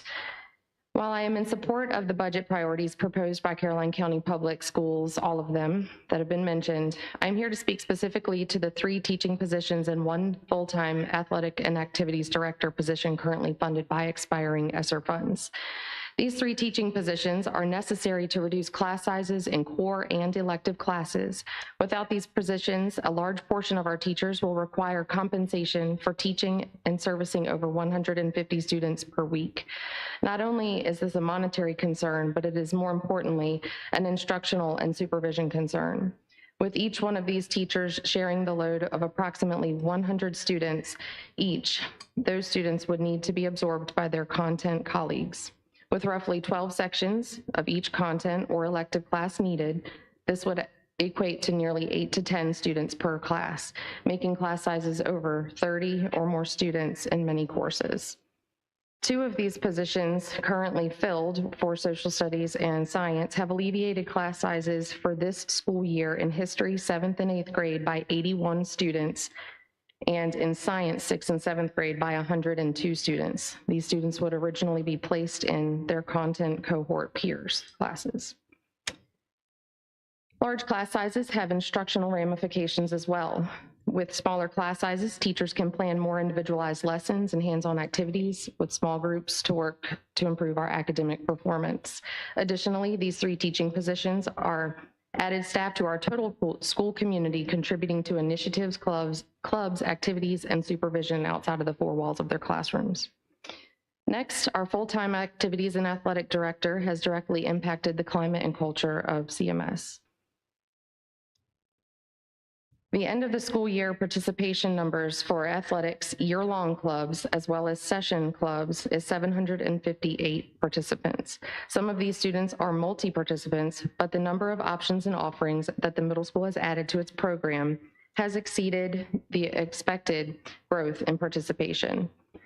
There have been 3 athletics added to our offerings, making it a total of 16 athletics offered at the middle school. With the addition of session clubs offered in 6-week increments, students who would otherwise not be able to commit to a year-long club have found a place among their peers with like interests. Our AD role also plays an instrumental role in our BRAVE initiative that has piloted during the school day clubs each month with the intention of making this a year-long occurrence for next school year. With the growth and opportunities, we have seen participation and leadership among our students increase. The AD role is also charged with setting high expectations and holding all of our participants accountable for meeting them. Could you just go ahead and wrap it up, please? I appreciate it. Sure. All 4 of our positions are integral for the success of the middle school, and I appreciate your time. Thank you. Is there anyone else who would like to speak? Good evening, Chairman Black and Vice Chairman Mrs. Long and Board. I am Mrs. Brown, School Principal at Lewis and Clark, and as many of you know, Lady Smith Village and Pendleton continues to grow. Currently, with over 800 new homes coming in within next year, what are we doing? We have currently over 1,000 students being served daily with a current staff of 100 instructional and support staff. We fill each classroom along with other additional classrooms between 25 and 30 students each day. Each day I look into the office and I see another student coming and saying, we're so happy to come to Caroline. We are happy and we're happy you're here. But we, as a county, need to start thinking about what are we going to do so these children are safe here at school. I am asking you to ensure the safety of our children so we can reduce the class sizes and reduce the workload for our teachers. Currently, we are in need of an additional music, art, library, and PE teacher. Our students have the right to receive that encore special on a 5-day rotation. Within a 6-day rotation that we currently have, my encore teachers are serving over 1,000 students within 6 days. Also at that time, to ensure that all students are getting the equitable access, we have 35 students, and I'm including kindergarten through 2nd grade, sitting in a 1 music classroom. On an average should only be 20 to 25, but we want to ensure they all have the same access in the same amount of time. So I'm asking you now to ensure the safety, and for those who are moving to Caroline and we can continue to be proud, I ask that you think about the budget, thinking outside the box. Now is the time. They're coming fast. So I ask you to please provide that safe schools as we have in the past. Thank you. Is there anyone else who would like to? Good evening, board members. My name is Teresa Hicks, and I'm the proud principal of Madison Elementary, and this is Cindy Hextall, the principal of Bowling Green Elementary. I am from the Port Royal District, and Mrs. Hextall lives in Chesterfield. We are here to advocate for teacher compensation, salary, and benefits, as well as new teacher coaches. As we begin the transition to the end of the school year, we currently have 20+ openings between all 3 elementary schools. In the past 3 weeks, we have interviewed less than 10 candidates for these positions. Teachers are hard to find these days. Without providing quality pay for first-year teachers and continuing to increase teacher salaries as staff increase steps, we are never going to fill these positions. Further, we need to retain the veteran teachers that we have and provide them with the compensation that they deserve. We are also here advocating this evening for our new teacher coaches. A new teacher coach has the time to work with staff, support in a non-evaluative manner, and provide quality instructional feedback to the staff. We want to be #OneCaroline with you supporting our budget. By supporting our budget, you are supporting the continued growth of our county and our students. No one wants to move to a county that has poor ratings for their schools. We do not want that to happen, and I know you don't either. Thank you for your time and your consideration. Thank you. Is there anyone else who would like to speak in regard to the public hearing and the public budget? Thank you. Great evening, Chair Black, Vice Chair Long, members of the board. I am Therese Haley. I serve as the Director of Elementary for Caroline County Public Schools, former principal of Madison Elementary, former assistant principal of 2 of our schools, Lewis and Clark, as well as Caroline Middle School. I stand before you today with a passionate plea on behalf of the elementary leaders that are with me and our elementary educators who were unable to attend. Yet, the quality that they each possess is that we all work tirelessly each day to support our Caroline community, our growing Caroline community. Caroline County Public Schools are faced with critical needs that require your immediate attention and support. At our beloved Lewis and Clark Elementary, we have over 1,000 eager minds ready to learn, to grow, and to succeed. Yet despite their enthusiasm and potential, they are short of the equitable opportunity to access essential resources. We urgently need funding to ensure that every child at LCES has weekly access to art, music, library, and innovation specialists on par with their peers instead of being on a 6-day rotation due to their high enrollment numbers. These specialists are not luxuries, they are necessities. And they are necessities in all of our schools. They ignite creativity, foster love of learning, and provide invaluable support in developing an essential skills that our students will carry them throughout their lives. Our elementary needs extend beyond the realm of specials. We are also in dire need of a full-time math specialist at LCS to provide equitable support to our students as well as our educators. With the new standards on the horizon for implementation in 24-25, this position is critical. It's critical for coaching as well as for providing intervention and support, ensuring that no child falls through the cracks in their mathematical journey. For 2 years also, we have utilized ESSER funds to secure 2 novice teacher support coaches, and these dedicated individuals are pivotal in the role of coaching and supporting our new teachers. With 48 out of 64 new hires having 3 or fewer years of experience and 37 in the first year of teaching, the need for effective support and mentorship has never been greater. We ask and we urge. You should go ahead and wrap it up, please. Thank you. We urge you to prioritize the future of our students in our community by investing in these critical positions within our budget. Thank you. Thank you. Is there anyone else who would like to speak regarding the 2024-25 budget? Good evening, Chairman Black, Vice Chair Long, and members of the Board of Supervisors. My name is Autumn Neighbors. I'm the Director of Secondary Education in Caroline County Public Schools. And I'm here to speak about the critical need to support the 12 general ed positions, especially the ones that directly impact secondary education. First, the 2 teacher positions, 1 history and 1 science, were added to balance our class size that Ms. Griggs had spoke about in the content areas at Caroline Middle School, which were funded by ESSER expiring funds. Maintaining these 2 positions is essential to keep class size at the BDOE standards of quality level. In addition, by reducing class sizes, we've already seen an increase with our history preliminary data, SOL scores, and still waiting on our science scores. This data shows that it is necessary to keep our enrollment numbers continue to grow. So we need to keep their class sizes down. Second, the CMS Activities Director position has been a critical factor to increase positive student engagement at the middle school. This position expanded to 15 after-school clubs and 16 athletic teams. We are up to 60% of our student body involved in these clubs and athletics, which is up from 44% from the previous year. Not only has there been an increase in participation, there's been an increase in athletic achievement. This position has supported new equipment, facilities, and established athletic awards and banquets, and has expanded to a 5th grade bridge program to help support our incoming 6th graders, and they're building that community at CMS. Thirdly, I'm here to speak about, I was here back in January to speak about the pilot of the Academies of Caroline.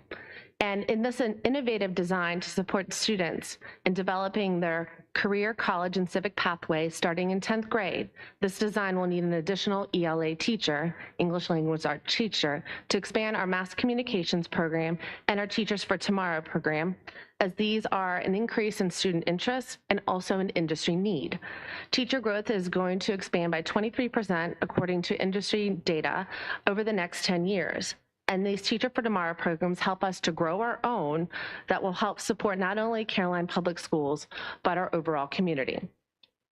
Finally, and maybe the most important in connection to growing our own, is our new teacher coaches. These 2 positions have just started with their impact. Last year alone, we saw 268 lesson recordings and 1,260 pieces of feedback, with 96% of our new hires saying that this coaching is highly effective. Our elementary retention was up by 10% last year, and our secondary, we had 60% decrease in mid-year separation. These coaches are key individuals to support our new hires and helping them on their pathway for full licensure if needed and sustain throughout this year and into the next. Thank you for your time, and hopefully this data will help to support the compelling and reason for our supported budget. Thank you. Thank you. Is there anyone else who would like to speak regarding the budget? Good evening. My name is Paulette Heron. I serve as the Director of Exceptional Ed for Caroline County Public Schools. Caroline County Public Schools has had a consistent growth with special education population as we serve all 13 disability categories. The December 1 count that is mandated by VDOE reports consistent growth for our students with disabilities. The growth from the 21-22 school year reported 545 students with disabilities. Our current December 1 count was 651 students with disabilities. Not only has the population increased, the impact of disability our students are coming with has increased with toileting needs, feeding needs, personal care needs, and instructional needs.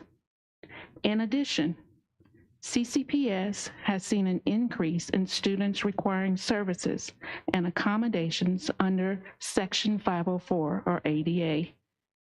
We currently serve 193 students under Section 504. Lastly, the novice staff we have require coaching supports, as many are coming to us with limited educational teaching experience. I leave you with a quote tonight. Every child has a different learning style and pace. Every child is unique, and are capable of learning, but also capable of succeeding. That's Robert Megan. I asked you to support the school budget for the 24-25 school year. Thank you. Thank you. Is there anyone else who would like to speak regarding the budget?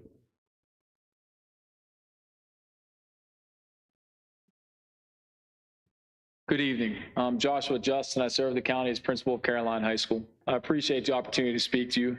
Everyone has brought up very important parts of the budget, and I believe every part is important for our students here in Caroline. I'm going to speak on one specific part. It is a request for a new ELA position at Caroline High School, an English teaching position. This is for two parts.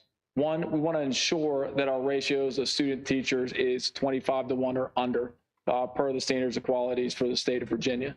That's the first part. The second part, Dr. Neighbors talked about it, is the academy model. We want to make sure it comes to life at Caroline High School, so students are going into classes and pathways that they're interested into. That's not only going to benefit them, but it's going to benefit the whole community. Having this extra English teacher will make sure that we have classes and electives that students are interested in, such as Teach for Tomorrow, such as mass media, photojournalism, creative writing, and more. This is an essential position for this academy model to work, and it keeps those numbers at a manageable place to provide quality instruction to our students.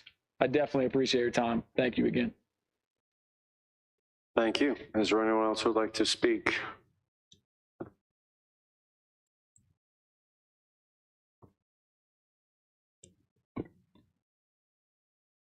Good evening.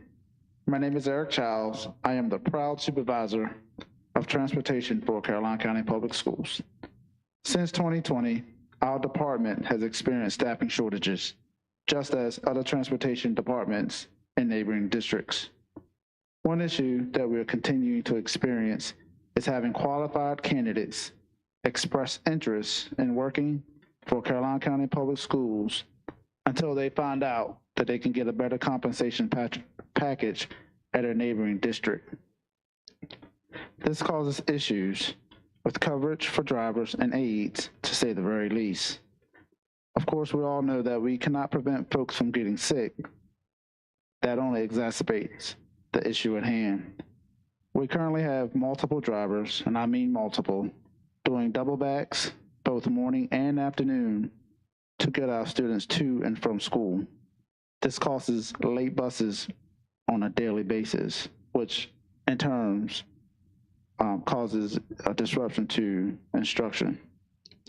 Additionally, we have mechanics, the transportation coordinator, and myself driving to help fill in the gaps. This truly is not sustainable. To help solve this issue, we're asking for funding to support converting 30 positions from part-time, which is a 4-hour contract, to full-time, which is a 6.5-hour contract. This will allow us to retain and attract drivers instead of losing them to neighboring divisions because of a better compensation package. This will also allow drivers that are currently working beyond their 4 hours to take advantage of some of the full-time opportunities. This will also boost employee morale in return. In a recent survey sent out to transportation staff, 91.3% would convert to full-time. Out of that 91.3%, 70.5% would opt for the health insurance. Those that would opt for health insurance, 32.6% would have their own coverage, 41.9% would only need it for themselves, 14% would need insurance for themselves plus one, and the remaining 11.6% would need the family plan. There's no doubt we can solve this issue. It's going to take commitment from the board as well as collaboration between the boards to make this happen. So let's be good examples of good people doing great things for the staff and students of Caroline County. Thank you. Thank you. Is there anyone else who would like to speak?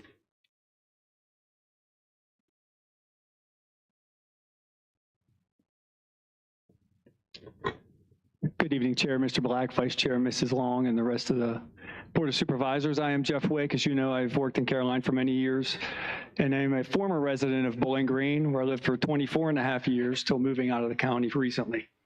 I'm here to speak on safety, in particular for school SSOs, sorry.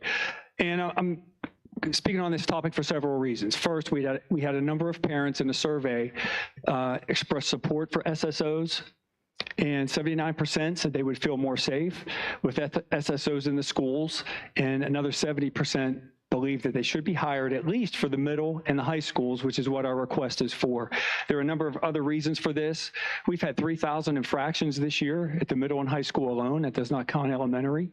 That makes busy schedule for school administrators and for SROs who are in the building, especially the administrators who investigate discipline infractions, and an SSO can support the investigation of those things, looking at cameras and helping out with discipline enforcement. Also, they will help monitor the halls, cafeterias, restrooms, add another layer of security and supervision in the school. And we've heard about the need for behavior specialists. So we know behavior has escalated the last few years, and these guys and women would help with that. Another reason is they will supervise athletics and events. So as you can see, it really provides another layer of safety, security, and supervision throughout the school system. If we were to acquire weapons detection technology, they would supervise that in the mornings and monitor that as students enter the school, off the bus, or out of vehicles. In addition, the threat assessment teams have seen an extreme increase in threats over the last few years. At the high school and middle school alone, we had 89 incidents of self-harm, threats to self-harm. We've had another 35 threats to others in the high school and middle school alone. That takes up time from counselors, social workers, school psychologists, administrators, and SSOs can support those threat assessment teams by helping to investigate those threats. Two more quick points. Most other school systems have hired or are in the process of hiring SSOs, and some schools hire in individual schools even more than one SSO. So this is definitely the trend to help with behavior and supervision. And the last point is they will not replace SROs. That's an invaluable resource and irreplaceable, but these positions would rather supplement the safety and the supervision of the schools. I appreciate your time tonight and all your hard work for the county. Thank you. Is there anyone else who would like to speak on the 2024-25 budget? Hello, my name is Michelle Samperton. My voting district is Bowling Green, Virginia. I'm a school bus driver for Caroline County Public Schools for about 6 years now. And I just wanted to let you guys know the situation. I am a single mother of 5 children. Did I love driving bus when I first started? No, it's extremely stressful, but it's very rewarding. The pay is not great. I will say I am just making it during the school year.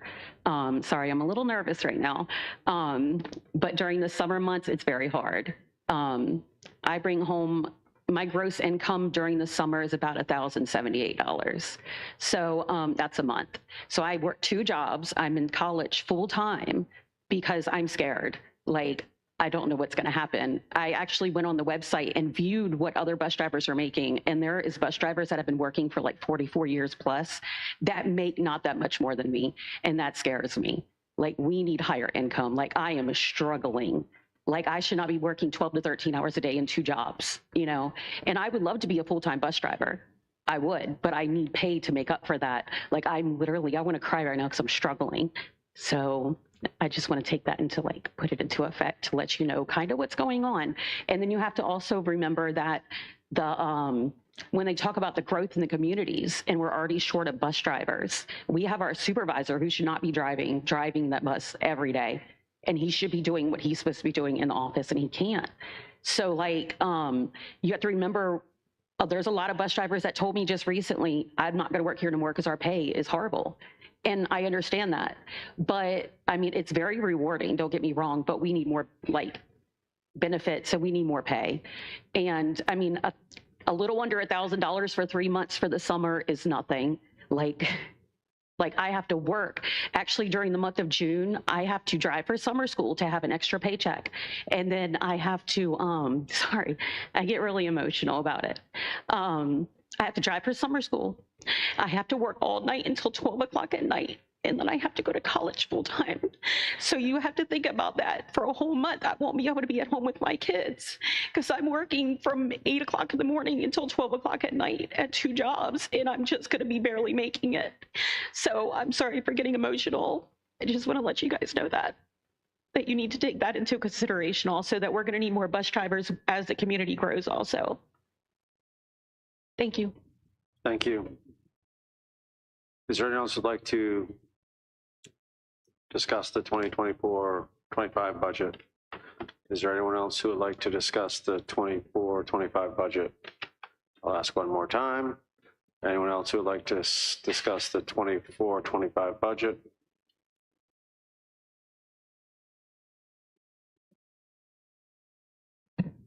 Good evening, Kevin Collins, Reedy Church District. I agree 100% with a lot of the things that were just said.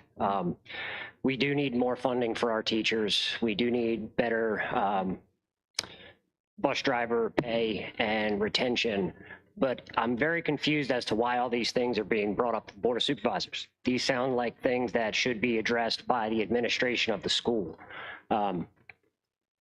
They talk about raises and paying people. The top administrators in our school, 6 of them make over $1 million a year combined. There have been teachers that are working for 20 years that are being paid less than somebody new coming in the door because the school hasn't focused on maybe giving them the raises that they deserve, just like the new teachers coming in. So I'm just confused. Again, I know the board will approve the budget and provide the funding to the schools, but I think it's time for the administration of Caroline County Schools to step up and be better stewards of our money and figure out a way to support all these things with the $2 million additional dollars that they'll be getting this year. Thank you. Thank you, Mr. Collins. Is there anyone else who would like to speak regarding the budget? Is there anyone else who would like to speak regarding the budget? Hearing none. Ma'am, we can only, no, I can't do that because then I'll have to let everyone else have a rebuttal. Okay. Is there anyone else who would like to speak regarding the budget? Hearing none, I will close the public hearing. Board members, would you like to have anything to discuss right now, or we cannot vote on this tonight because we need to wait at least 7 days. So we'll be voting on the budget on our May 28th meeting. Any board members have any questions?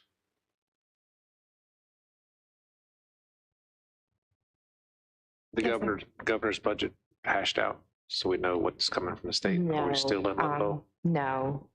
Okay. We're anticipating after the 14th, so after tomorrow. So at the earliest. This afternoon? Okay, I didn't. Yeah. We don't have any preliminary numbers, any increase in funding yet.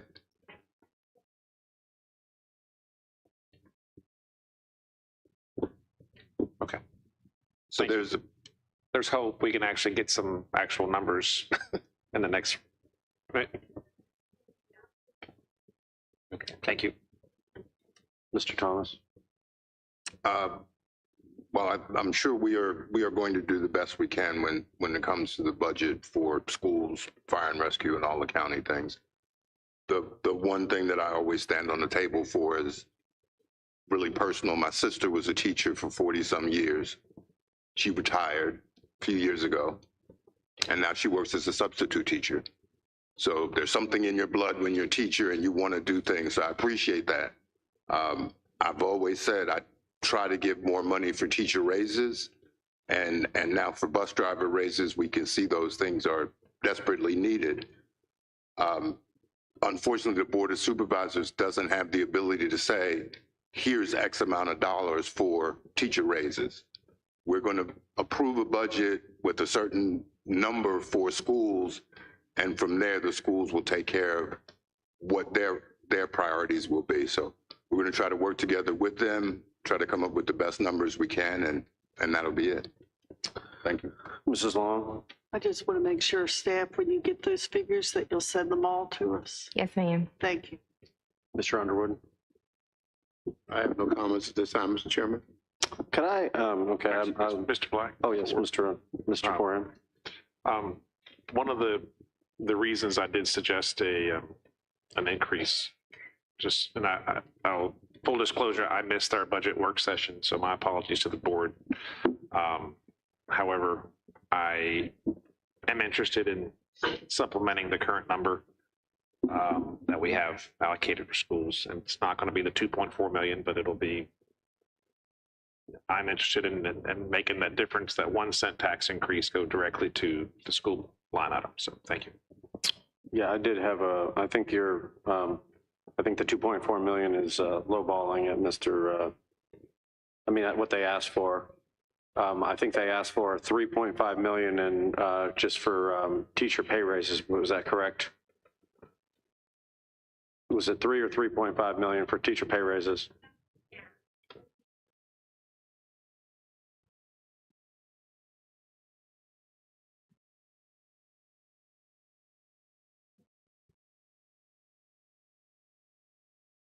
I don't know. And what about for the new positions? What was the cost for that? I just want to know. Mr. Chairman, I mean, just. Yeah, I just wanted to know real briefly. If you could just quote me a number, it's not. I do not have the budget booklet with me, but I'm happy to put that in email to you tomorrow. Yes, sir. We'll get it. Can I ask the one last question I have in the audience, which was, it's very different than a normal public hearing this year. How many people in the audience are actual teachers? I'm not talking school administration. I'm not talking to school. I'm not talking to director of. I'm talking about how many people, if you would stand, how many people in the audience are a teacher, a bus driver, or a support staff? You could raise your hand.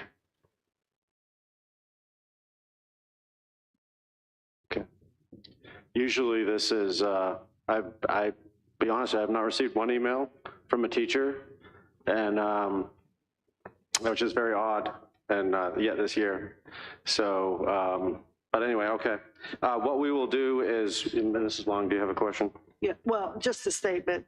For my own part, I think the reason we haven't is I think we've had some pretty good meetings with the school board. Yeah. And a better understanding that we're going to do what we can do, realize we have to budget education and quality of life and progress on the other hand for the county. But I find this much more enjoyable I'm so glad not to see signs being paraded around the auditorium this year. I think it says a little bit as to how we've come in our communications, and I think we need to continue that. But as the old saying goes, money doesn't grow on trees, it comes out of everybody's pockets. So let's continue to work together and do the best we can with it. And I'm hopeful that the state's going to help out this year. Mr. Seeley? I have nothing at this time. Okay, I appreciate it. And I will agree with Mrs. Long there, I do, but for me, I am a teacher myself, so I think all of you know that, and I want to do everything I can to support the teachers. I just feel like being a teacher myself, when I'm in the trenches every day, as per se, and you know, the salary really kind of hits home with us and the support staff. And it's nice to hear from the bus driver tonight. It was nice to hear from that lady. That shows how what the impact is. It's a personal story. You don't have to be adversarial in telling your story. I just feel like sometimes it kind of tells the human story of things, and it's nice to hear the statistics and so forth. And I think that we do understand that there's a gap there, but having those teacher stories and so forth is to me really appreciated. So that's it. We will move on with the next. We will be voting on that on the 28th of May, the budget. So next up is our fiscal year 25-29 capital improvements CIP public hearing. Chairman Black, members of the board, before you, we have a presentation of the 5-year CIP budget summary for fiscal years 25 to fiscal year 29. The total proposed for the fiscal year 25 to 29 is $7,462,791. However, the total proposed for the first fiscal year, which is the fiscal year that we just discussed, recommended was $1,931,791. That is an increase of $841,000 over fiscal year 24.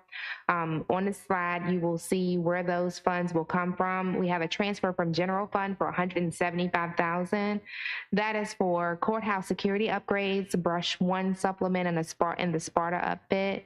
And then we have a transfer from CDF of $178,000, and that is for equipment that's being mandated by the state for the registrar's office, and then a brush 5 supplement.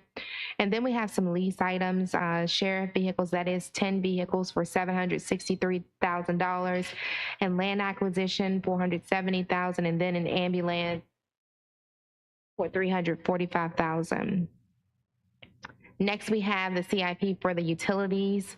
The 5-year CIP is $65,260,000, but the current first year, the fiscal year 25 recommended is $2,215,000. That is an increase of $1,615,000 over fiscal year 24. There's a transfer from the water reserve fund balance, and this is the fund balance that you restricted money for a couple of years ago, and that's $600,000 for new wells, the water supply development. There is also a transfer from CDF for $320,000. That's for the high school well building, $200,000 for that, and then a Port Royal water project, that's $120,000. And lastly, we have lease, and that's for $1,295,000. The Rappahannock facility project funds are $1,250,000. There was a public utilities technician vehicle there, but that public utility technician, that position's no longer there, so we'll remove that from the budget. And lastly, we have our school CIP. The total proposed for the 5-year CIP, $37,727,665. The total proposed for the current fiscal year is $10,141,183. That is an increase of $9,354,606 over the last fiscal year. As stated previously, there's a transfer from general fund, $856,183. That is 5 bus replacements, and that's what we do annually, $671,183. There's office furniture for the admin office for CMS, $80,000. A van for transportation for the lab school, $55,000, and classroom technology, $50,000. We also have transfer from CDF for $285,000, and that is for student transport vehicles. We actually try to provide one of these a year. There's $60,000. Maintenance vehicle and utility fan, that would be 2 vehicles, $110,000. The teacher laptop refresh was $50,000, and then a reel mower for $65,000. And lastly, we have the CMS HVAC and energy projects. The amount is a little bit more than that. I will fix that in the budget as well. But the anticipated funds will come from borrowing. We would have the proffer funds, the money that they already have. So several sources of funds for that. So our total borrowing needs from the CIP for general fund, we have equipment lease, and again, that was, I talked about that earlier. That's for vehicles and machinery. There's a tractor in there, $495,000. Our CIP equipment lease, that's for the sheriff and fire vehicles and land acquisition, $1,578,791. And then the utilities lease revenue bond, and that's for the Rappahannock facility. And then that vehicle, of course, will come off, $1,295,000. And lastly, we have the school CIP lease revenue bond. That will be a little bit more than that due to the third option that you guys picked. It's currently in the budget for $2,833,120, but we will solidify that. So the total borrowing needs that we have in the advertised budget is $6,201,911. And this concludes my presentation. All right. Does anyone, board members, have any questions before I open the public hearing? All right. Did you say you did, Mr. Thomas, or no? Oh, okay. I'm going to go ahead and open the proposed fiscal year 25 through 29 capital improvement public hearing. Is there anyone who would like to speak on the 25 through 29 capital improvement CIP? Anyone like to speak regarding that? All right, I will go ahead and declare the public hearing closed. Board members, how we can't vote on this until yeah, we can't vote on this till the 28th, correct? Mm-hmm. All right, so any board members have any comments? No, we're ready to move on to what's that? 5. Yeah, we're ready to move on to number 5. All right, number 5, Ms. Morgan. Oh, it's Mr. Parker, I'm sorry. Well, this is our penalties. Interesting. Mr. Chairman, members of the board, you will recall at your March 26 meeting when you were considering a 6-cent increase to the real estate tax, you adopted a motion to extend the tax bill payment deadline to June 21st. And at that time, it didn't appear the board would be able to adopt the tax rates by mid-April as you normally do to allow adequate time to prepare the tax bills and for the normal payment date of June 5th. In the end, of course, you were able to adopt the tax rates on time, and the mailing of the bills was not delayed. However, it's staff's understanding that because of your prior commitment, you do still want to honor the motion to extend the due date to June 21st. And the easiest way to accomplish that is to simply say that you will not charge penalties or interest as long as the taxes are paid on or before June 21st. It's, however, necessary to adopt an ordinance to affect this change rather than a motion because the county code actually specifies June 5th as the due date.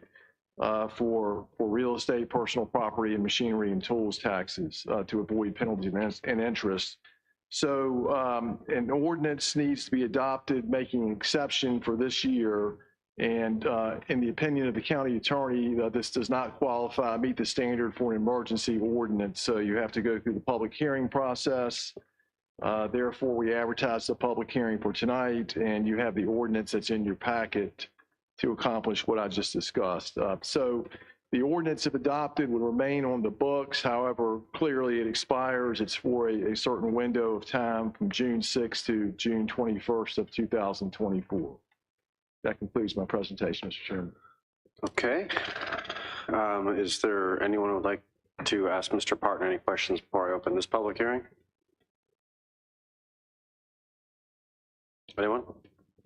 right, I'm going to go ahead and open the public hearing on an ordinance to reduce penalties and interest on 2024 real property to zero interest from June 6th through June 24, 2024. Go ahead and open that public hearing.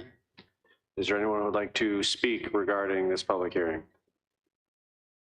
Is there anyone who would like to speak regarding this public hearing? Okay, seeing that we have no speakers, the public hearing is closed. All right, and this is, we need to vote on this one tonight. Right away. Yes, I'll make tonight. the motion. Okay. I have a motion, do I have a second? Second. I have a motion and a second to continue to adopt the resolution, basically an ordinance that we would have no penalties between June 6th and 21st. Motion and a second, any discussion on the motion? All those in favor, say aye. Aye. Motion carries. Mr. Seeley, that was an aye, correct? Correct. All right, so now we are ahead to number 6 on our agenda. The public hearing on Carmel Chase Station North, Carmel Church Station Data Hub.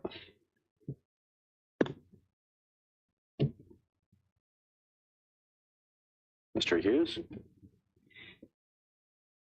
Good evening, Mr. Chair, members of the board.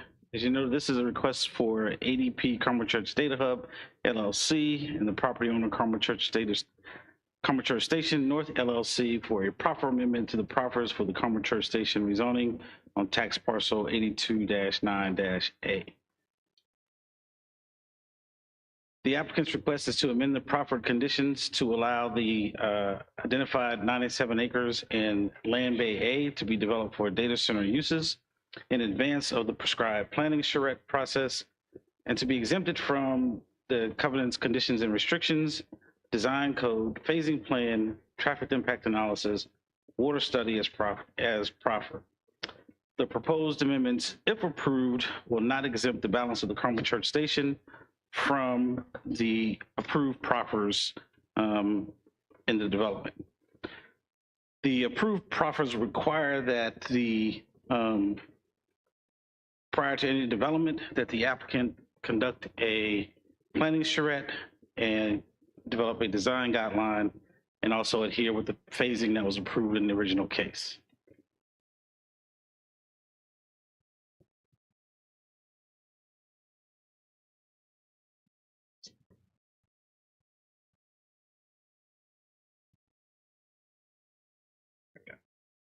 The Carmel Church Station was approved in 2010 and is zoned planned mixed use. Carmel Church Station is intended to develop as a mixed-use project with a village core of the project using neo-traditional and new urbanist design principles with not more than 8,569 residential units with commercial and light industrial uses. Carmel Church Station was originally approved with 8 land bays, and in 2020, the applicant was granted a proffer amendment that removed a northern land bay on the east side of I-95 from the project. Carmel Church Station project was identified as an urban development area in the 2006 Carmel Church Growth Area Plan and was again given its designation in the recent update of the comprehensive plan. Land Bay A is at the northern end of the project behind the Flying J Truck Plaza. As a planned unit development project, the approved proffers include development regulations that are essentially the zoning regulations for the project. This is a map of the original or the approved Carmel Church Station land bay and phasing map. The blue area up here identified as land bay G is the area that I spoke of that was removed from the project in 2020. It's approximately 79 acres. Also noted the dashed line in the project here is the TOD core of the project. So everything within this side of the line would be a part of the TOD. Also note that this area was identified as a potential train station. Also note the phasing that is identified on the plan, and that is essentially one of the reasons that we're here for this request tonight, as the proffers identified that the planned project would develop sequentially. Mr. Hughes. Yes. Quick question. The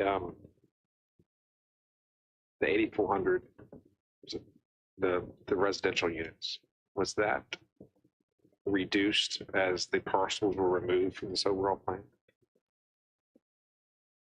Is there a proposal to reduce that number as if this parcel is taken out of the plan? No. Okay. All right, thank you. This is an aerial view. The area shaded in green is the approximate 135 acres the applicant is identifying as a special district in accordance with the approved proffers. Development of the data centers will encompass 97 of the 135. The total area in Land Bay A is approximately 256 acres. To the north of the subject area identified in blue is the Flying J Truck Plaza. The peach area, the thin line here, represents the access from Route 207 that serves the truck plaza and will serve the proposed development. This is a private road and will remain private. The project traffic was analyzed using 5 data centers as the ultimate build out with a total of 30 employees per building, which is projected to generate 635 vehicle trips per day, with 80 trips in the AM weekday peak and 25 during the weekday PM peak. The applicant's analysis concluded that the proposed data centers will have minimal impact on the intersection of Roger Clark Boulevard and Welcome Way Drive and did not recommend any transportation improvements. The Virginia Department of Transportation did review the traffic impact and intersection analysis and agreed with the conclusions of the analysis. Although the project will have minimum impact on the network, staff has expressed to the applicant that there should be some consideration given to improving the radius at the truck plaza entrance onto 207 to make the turning movements, to allow trucks to make the turning movements without having impact on the curbing that is there now. The applicant has proffered that prior to any land disturbance to analyze the road conditions and repair any damage that is expressly caused by construction traffic. This image also provides some view of the existing development pattern in the area along the Route 207 corridor. And this area is identified in the current comprehensive plan with the UDA future land use designation, consideration of the proposed uses, accessory uses, and development pattern along Route 207 in this area. The application is consistent with the comp plan. This is a zoning map of the existing zoning designations and the adjacent surrounding parcels. The red areas are B1 on the east side of Route 1. And this area here extends for about 1,500 feet from the intersection of Rogers Clark and Route 1. And you can see the predominant zoning along this area is B1. This is the subject parcel here. The star represents about the location of the proposed data center uses in the area they've carved out for their special district. The other zonings along Route 1 are RP. The nearest residential use to a building there is approximately 1,800 feet from the nearest data center building. This page is from the applicant's generalized development plan that shows phase 1 of the data center project. The red dashed lines here, around here, that extend around here, represent the area that is identified as the special district. The 10-acre substation is noted in the orange here at the northern portion of the property. And the future development areas identified by the gray dashed areas here, here, and here. And this blue area represents a potential pad area. The green, dark green, and light green areas are environmentally sensitive areas, wetlands, and RMA and RPA. And then around the borders down here, these are areas that will remain in green space. The buildings shown, A and B, represent the 2 buildings of the first phase. The darker yellow areas on the buildings or adjacent to the buildings are generator yards for each building. These areas would have space for about 25 generators each. The data center uses would be subject to the noise limits of the PERT ordinance. However, the generators are exempt from the requirement of the noise ordinance for maintenance. And it should be noted that generators must be muffled if they're within 1,000 feet of schools, homes. And the GDP also notes the 40-foot disturbed area around the perimeter, which I identified earlier as kind of the green area. And as I noted, the nearest residential property is about 1,800 feet from the nearest building, which is in this general area here.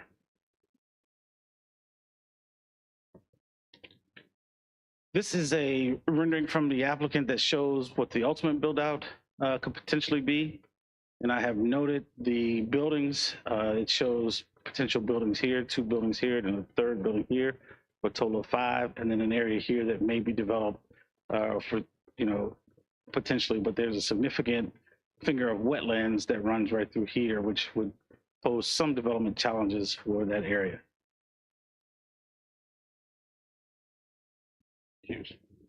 Where's the transmission line? Enough people parcel. Okay, my bad. So power for the substation would come from the 230 line, KV line shown in red. Can you show online where that transmission line's at, please? So this is the transmission line identified in red right here. In red, yes, sir.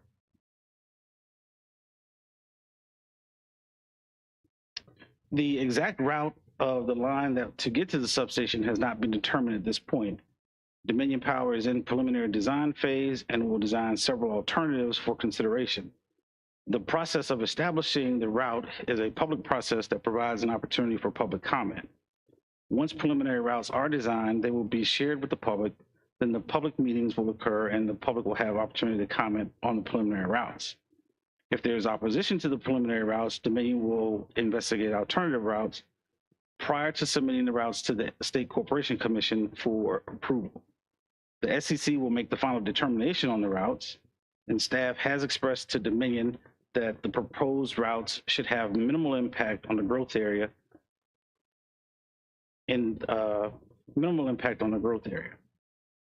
as an easement for a new line would be approximately 160 to 200 feet in width. And so there are a number of options for getting power. The star here represents the approximate location of the substation. There's opportunities to potentially bring the power from the south or from the east to west. But like I said, at this point, we've not seen any preliminary designs from Dominion at this point.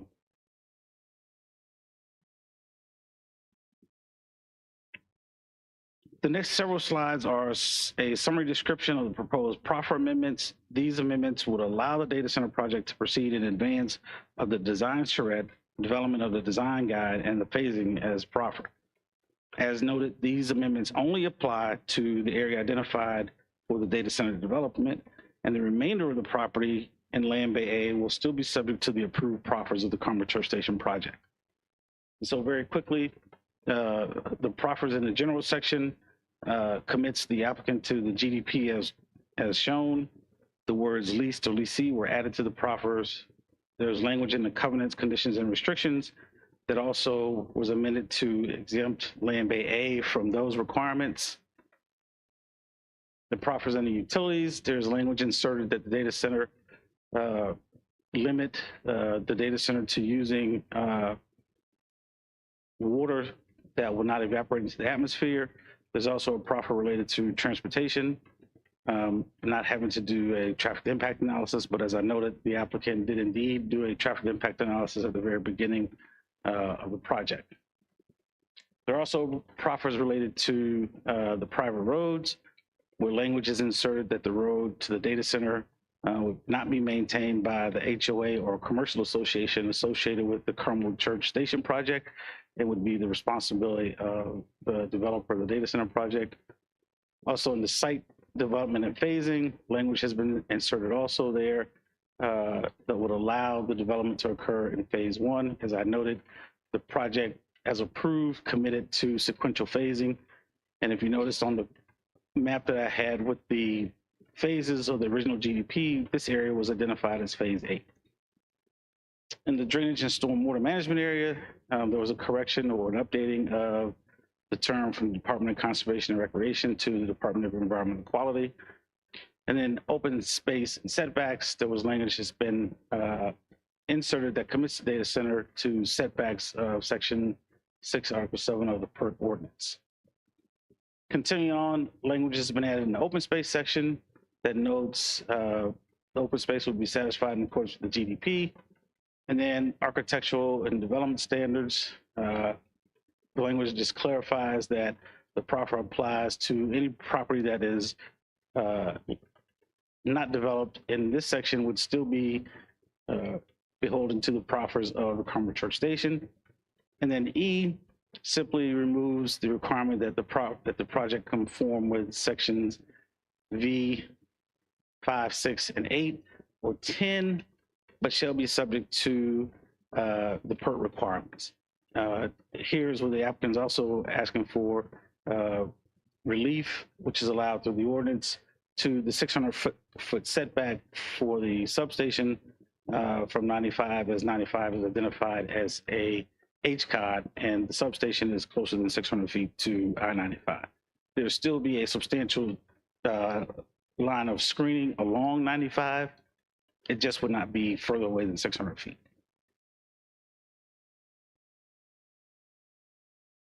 Again, in the development regulations that were approved, the language has been added, noting the GDP from Kim Horn. Also language that indicates everything in Land Bay A would meet the proper requirements. And there was a proper removed from the original approval that a site plan will be submitted within 3 years of the zoning approval. Continue with the development regulations. Again, language is added for clarification that the Land Bay A would not be subject to the general requirements of the approved guidelines. Again, additional language added for height requirements. Building heights, number of stories will be limited in accordance with the PERT. And also Article 12, design standards, language has been inserted to reflect the amended proffers of the data center development in Land Bay A. Would be exempt from the design codes, but however, as I noted, the project is beholden to the standards of the PERT ordinance that was approved, which does speak to design elements for architecture, setbacks, landscaping, and those items. Based on estimates from county consultants over a 20-year average, the project would produce about $4.5 million in tax revenue. Also, if this case is approved, the issuance of the first building permit would trigger a payment of a transportation proffer. It was identified in the proffers as 35 cents, but when you adjust that for inflation, the inflation factor that was included in the proffers, that's now a 48-cent per square foot payment, or ultimately $302,000 for transportation improvements to be used in the Carmel Church community. Since the Planning Commission hearing, the applicant has added some additional proffers. These proffers include an emergency action plan, construction of a construction mitigation plan, a roadway condition assessment. And these items, the roadway condition assessment requires that the applicant go out and catalog the condition of the roads prior to any land disturbance permit, so that we'll have a record of the condition of the roads prior to construction, so that they've also committed, as I noted, that they would repair those, any damage that is caused by the construction traffic. The applicant has also included a proffer that they would reimburse for third-party contractors up to $100,000. They have designated commitment to a public liaison. They've also committed to participation with a joint construction reaction team, which essentially would be a team of VDOT, county staff, sheriff, and the Virginia State Police to address any construction traffic issues if there happen to be some issues related to construction traffic during the process of building.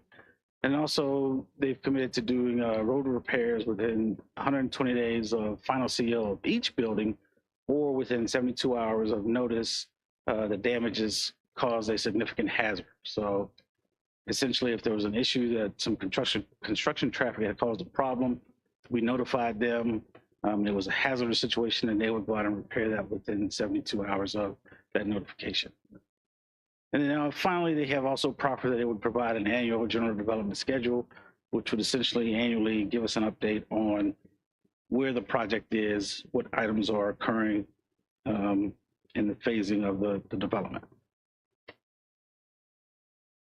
So this concludes my presentation, and I'm happy to answer any questions if you have any, and the applicant is present as well. The board have any questions before I open the public hearing? Board have any? Mr. Hughes, I just have one. I guess I'm not understanding, how do you have a project before you know you have power, where it's coming from? Well, the main, I mean, that's like, I mean, I would think that everything would be wrapped up and ready to go. And I mean, I'm just playing devil's advocate here because I don't understand that. This is the cheaper item to check off of the two. Because they have to pay an enormous amount of money to have Dominion go engineer lines versus having to pay what they pay for this process. So comparing the two, there's no decision to be made. I mean, there's no comparison. So what they're saying is if we don't get this, we're not even going to bother with. Yeah, absolutely.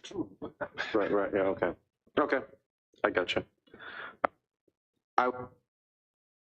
Has any questions before I go ahead? I'll go ahead and open the public hearing on Carmel Stations rezoning 03-2023 Carmel Stations North LLC owner.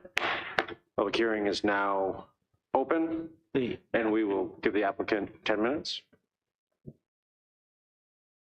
What's that?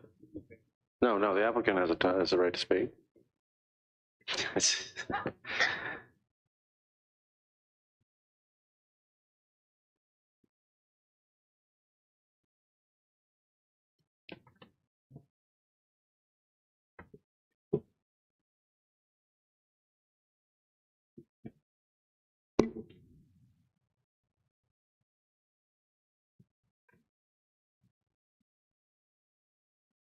Okay.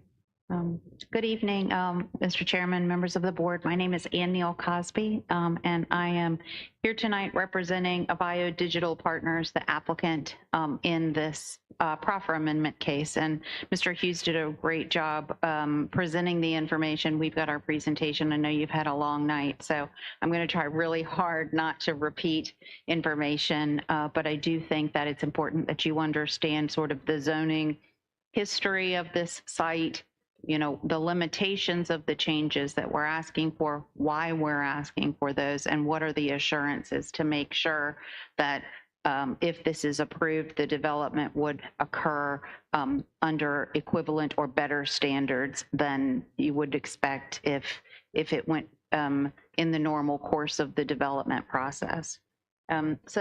As Mr. Hughes indicated, this is a proffer amendment case, so the data center use is already allowed by right on the subject property. So what we're essentially asking for are just modifications from some of the other proffers that relate to the process for the development. And we think that the county, since this development has been approved, has adopted other standards that would apply that fit really well for this property and should apply in lieu of the process that was established, 13 years ago. So,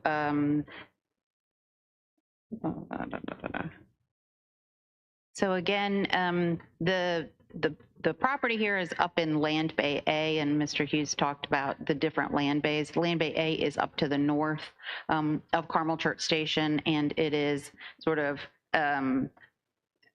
it's up with 95 to the east and the CSX railway to the south. You've got the wetlands to the west, and then 207 up to the north with the Flying J. So even though it's part of the larger Carmel Church Station, this particular land bay lends itself very well to this, not only this type of development, but sort of this development secluded from some of the other more mixed-use residential, commercial developments. And so it makes sense that it would be sort of designed and developed sort of in its own fashion. So again, the initial build out is proposed as 2 data centers, 315,000 square feet each.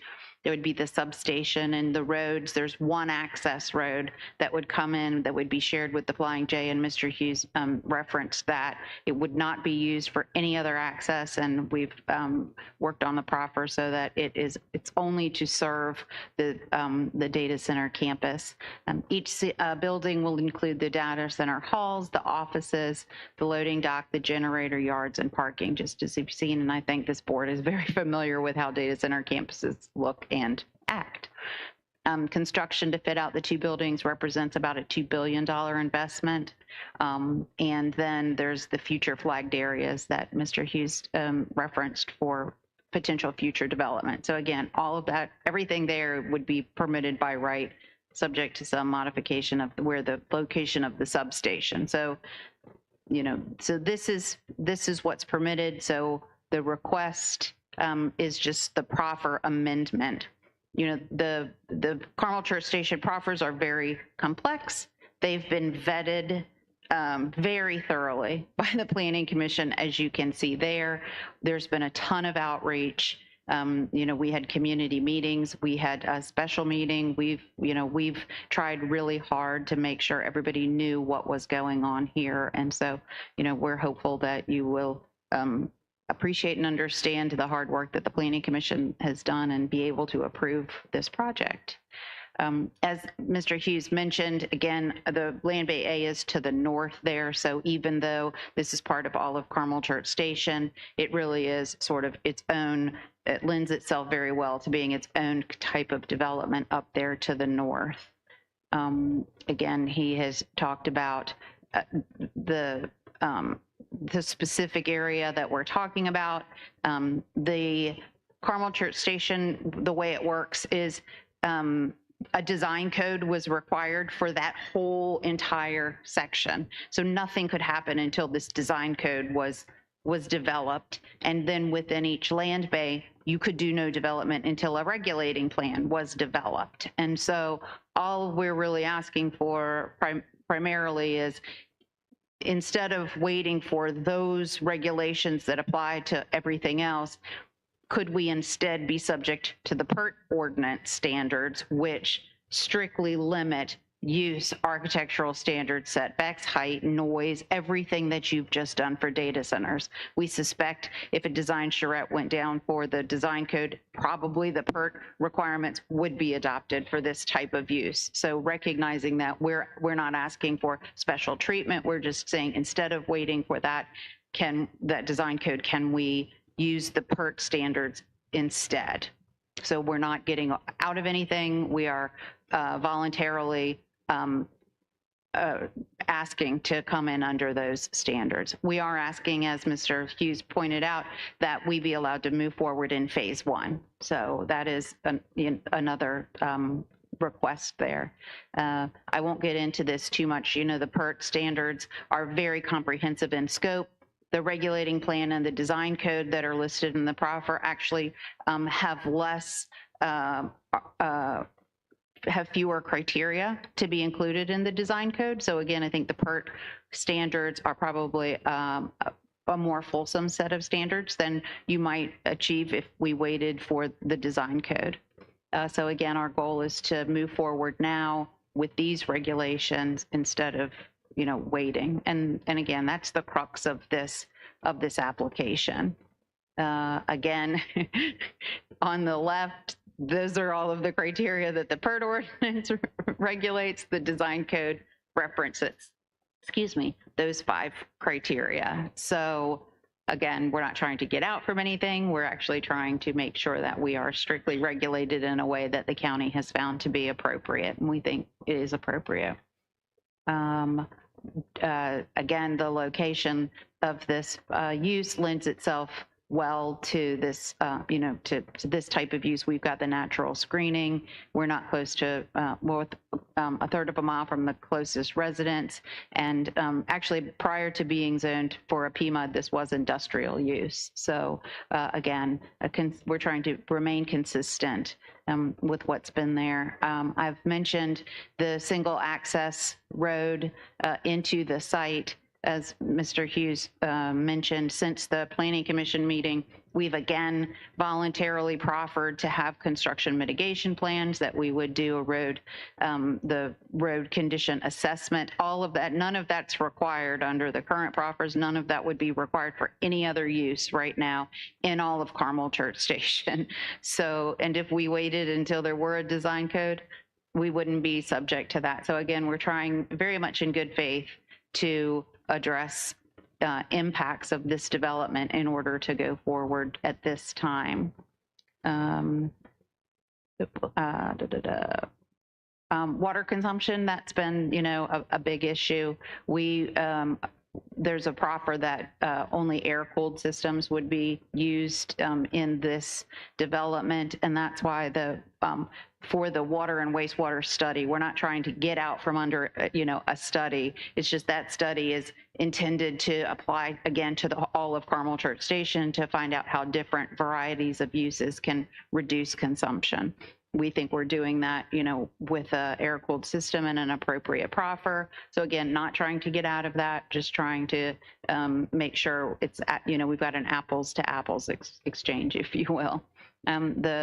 The sound, we have agreed to, again, comply with the PERT noise requirements. You know, we are located, as I said, between 95 and the railway. So, you know, we don't think that sound would be really a problem in the first instance. So Mr. Hughes has gone through the remainder of the changes. And as I said, the regulating plan exception, the design code exception, and being and complying with PERT, those are the two big ones. Phasing up front, we would ask to be relieved of the CCRs, because again, we're up there on our own and not part of a community where there would be an association. So we don't think those apply. The proffer would make the owner responsible for the maintenance. We've talked about the wastewater. We've done the traffic impact, the phasing, and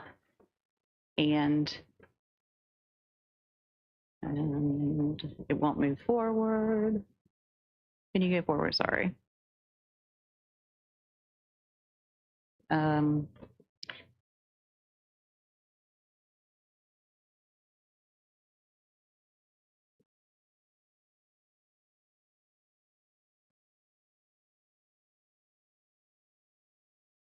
You're changing the water plan. You're saying the plan is not required.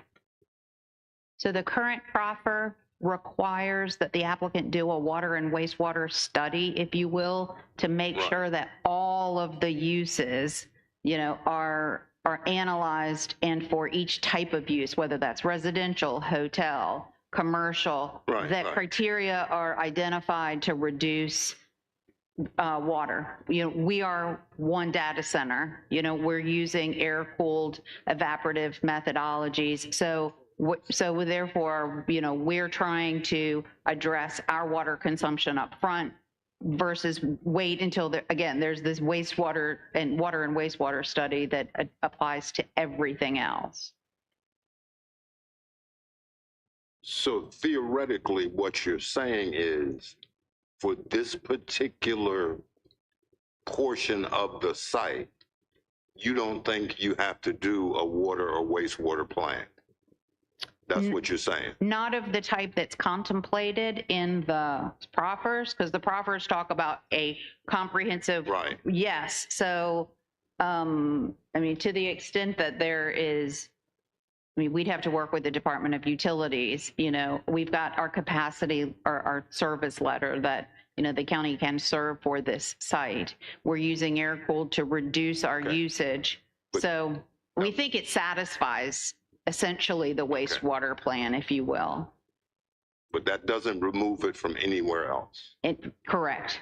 Okay. Anywhere else. Yes, sir. Thank you. And again, I think some of the you know, again, the financial impacts, we've talked about jobs, you know this, but with data centers, I think Mr. Hughes said, you know, 4 million a year. Our estimates are between, yes, 2 and 6.75 million annually.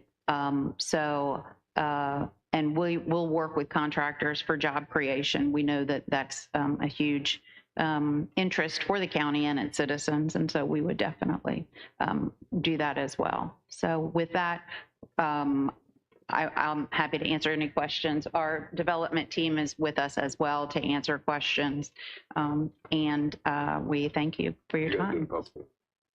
Okay, go ahead. All right, I've already kind of opened the public hearing. So is there anyone else? Thank you, Ms. Cosby. Well, thank you. Is there anyone else who would like to speak regarding this public hearing? Is there anyone else who would like to speak regarding this public hearing?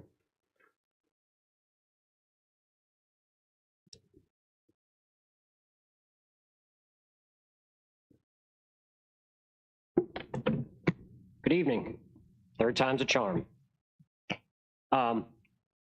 In looking at this project and its location, you really couldn't find a better piece of land to tuck away a data center on. It's already located in an area that has industrial uses. Warehouses are not far from the truck stop. We have truck stops. That in itself should be a key to trying to put these things where they should be put. My concern is this property owner came to the county 14 years ago with a grand idea of this Carmel Church station. We have sat since 2010 and watched none of it come to fruition. Why are we going to not hold this developer's feet to the fire, as Chairman Black alluded to this evening about holding developers to their claims or their proffers or their need to upgrade roads? This person has done nothing with this land. And now the first thing he wants to do with it is lease it out to a company and get out of the design charrette and everything that was envisioned for Carmel Church Station. There have been 2 projects proposed for Carmel Church Station so far. One's a data center, and the other one coming up is going to be a gas station. Why did we bend over backwards and rezone Carmel Church Station for one individual so they can now come back to the county and say, oh, well, we want to change our mind in Land Bay A? Where does it stop? When do they come back and say, well, you know, thanks for changing Land Bay A for us. We want to just cut off a piece of Land Bay B here and change that. You're going to open the door or the floodgates for this gentleman to continue to have his way with Caroline County. Hold his feet to the fire. Make him develop this monstrosity of a project that he bid to the county 10 years ago, and some people sitting on this very board approved. It's not fair. It's not fair to the residents of the county. It's not fair to other business owners and developers that are playing by the rules and following what they had guaranteed for the county. There's supposed to be 10,000 homes coming to this. There is supposed to be a rail station. There's supposed to be all these grandiose things that this is going to turn into. And it was intended to be that in 2010 when the county approved it. But here we are, once again. I'm not saying we're going to bend over backwards for them. You guys might not approve it. You might, vote to defer it. I don't know. But it sends a bad signal to the residents of the county when one landowner keeps getting special treatment from the administrators, the county itself. Hold them to the original design standards of Carmel Church Station and have it developed out. It's not my problem that this developer, I don't know, doesn't have the funds to do it all at once, doesn't have the investment to do it all at once, but I can just envision it turning into nothing but data centers and gas stations from 95 interchange all the way to the North Anna River. Thank you. Thank you. Is there anyone else who would like to speak on this public hearing? Is there anyone else who would like to speak regarding this public hearing? If I don't hear anyone else, I will close the public hearing. Board members, do we have questions? Mr. Forehand, you said you had a couple. Oh, what's that? Okay. 5 minutes of rebuttal. So they rebut. Yeah. All right. So, Mr. Forehand, go ahead. Mr. Hughes, maybe. First one might be really easy. Is there any interparcel connection planned or required that you're aware of? So in the original GDP, there is an interparcel connection that would connect Land Bay A to the remaining of the property. This area is excluded from where those interparcel connections would occur. And so there's a proffer that would not allow any future interparcel connections for the area that they have identified. So they have proffered that no other section of the land bay can have a connection to this piece. Okay. I know that response-wise, it's not typical to just have one way in, one way out, but I know it exists in many places, but just not an ideal situation typically. The only difference in this situation is that it's a data center use, and typically because of security, they don't necessarily want to have multiple access points. Well, even in this case, a single vehicle could block off all access to that, whereas, I mean, literally be a half mile from the nearest building if you positioned it correctly. Anyway, just thinking about that. The other part is I would be interested in seeing a corresponding reduction in the number of approved residential units. And to account for the parcel that was already removed, because without removing that corresponding number of units, then you have this super high density of a piece of land that remains. That's not going to be what we want or envisioned.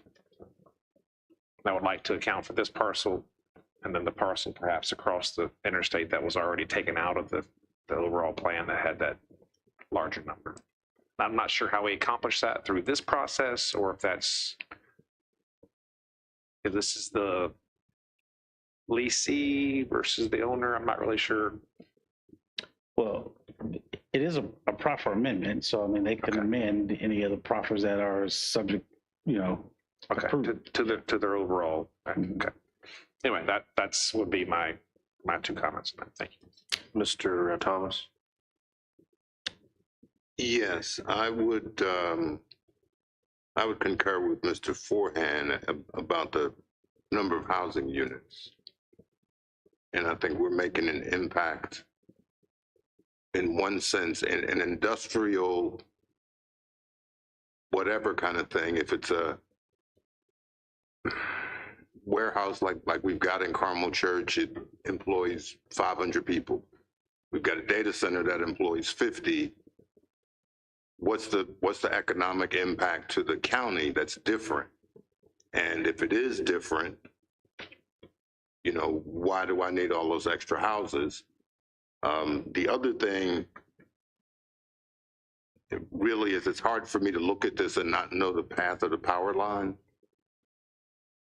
because I'd be curious of what impact that had as it ran through, but I understand the process is twofold and this is the minor process. And lastly, I've been on the board for a couple of years, and I'm trying to search my memory now to think of the one developer who did exactly what they wanted to do and said they were going to do. And the closest I can come is the one in Belmont. And even he came back and asked for a change to the siding that was used.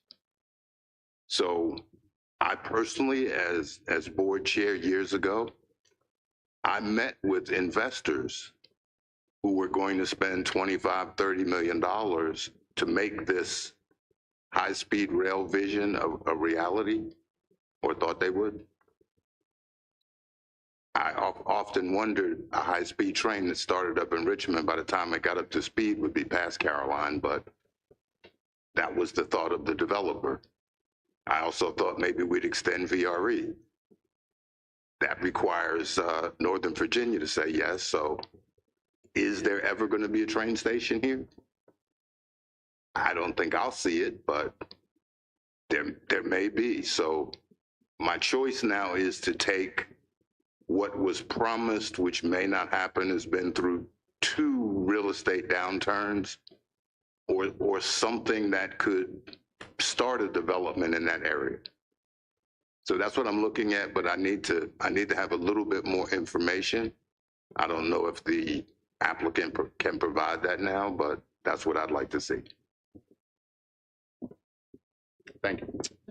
Mrs. Long? Yes. Back, I think, on slide 9 that Ms. Cosby put up, there was something about 48 cents per square foot of road improvements. Where did that come from? And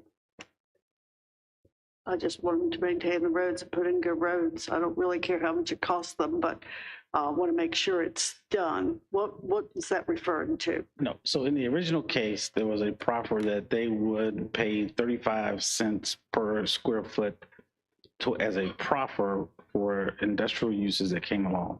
They would pay that money to the county for road improvements. So the proffers had an inflation factor adjuster in them. And so when you adjust that 35 cents to now against the CPI, that becomes 48 cents. That's all? And so, yeah. And so now they owe us 48 cents per square foot versus the 35. And that's just a cash proffer. It doesn't involve us in roads at all other than permitting and approving plans. It's a cash proffer that comes to the county that can be used as we see fit within the Carmel Church area. Yes, ma'am. All right. And my other question is probably going to be more design-wise, such as the height of the building. It looked really tall in one of the designs. What is our max on height for centers? I don't remember. 65 feet up to a max of 95 feet. And this one is planned to be? I don't have a building height, but the applicant has proffered that they would develop in accordance with the PERT. So that's what the height will be. But we don't know what's set yet. Also, the cooling system, it's a closed system, right? Not a closed evaporation system. It's a loop. It's not an evaporation system, correct? That is correct. All right. And that water, is that reused water or fresh water? You know what Joey's putting over there? They're going to extend the water line. So it's going to be yes. fresh water. Ms. Long, once they fill it up, it's generally it's a closed system. It's filled up. Okay.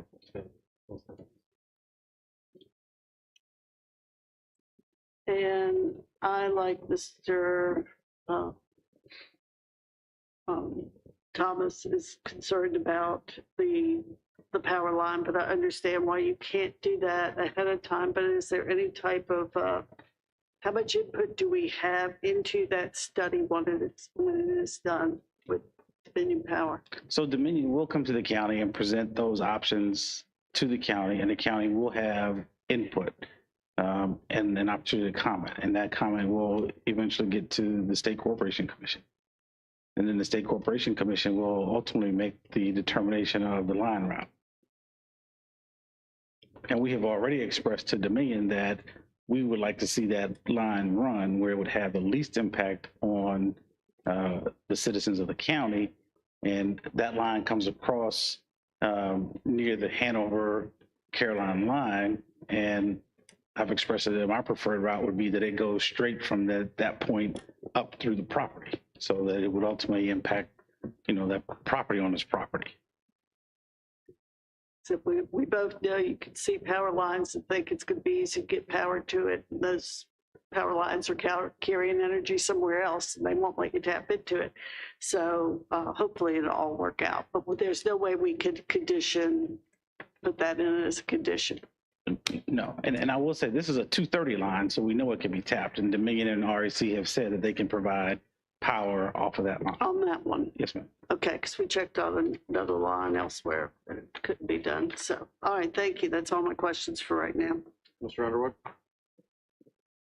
For me, Mr. Chairman, I think the other members were exactly correct that the reduction in terms of residential space has to be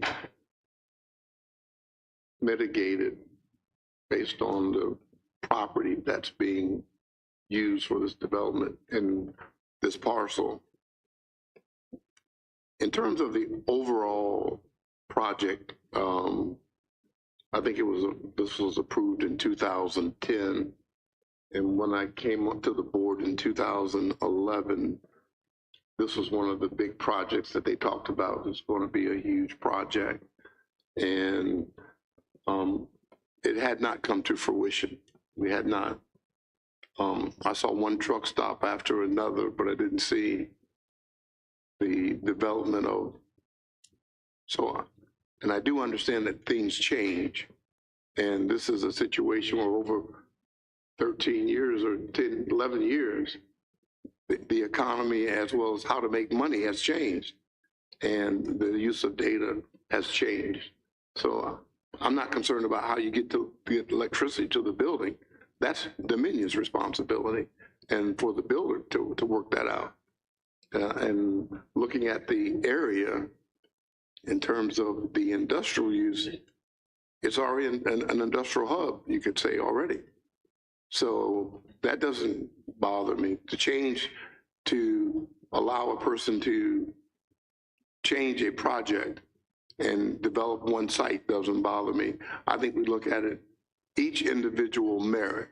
What is the merit of this and what are the downfalls? And clearly the benefit outweighs standing still. So those are my comments, Mr. Chairman, and I'm okay with the project. Mr. Seelig? Mr. Black, thank you. I'm going to start with power since we've all hit, but I'm going to first say that I do agree with the density needs to come down because I thought the density was always high when that project was approved. But is the applicant to permit holder power at this point in time? Can they answer that? Mr. Could you repeat your question? There was some static just as you asked your question. Is the applicant the power holder at this point in time? The power application holder? Yeah.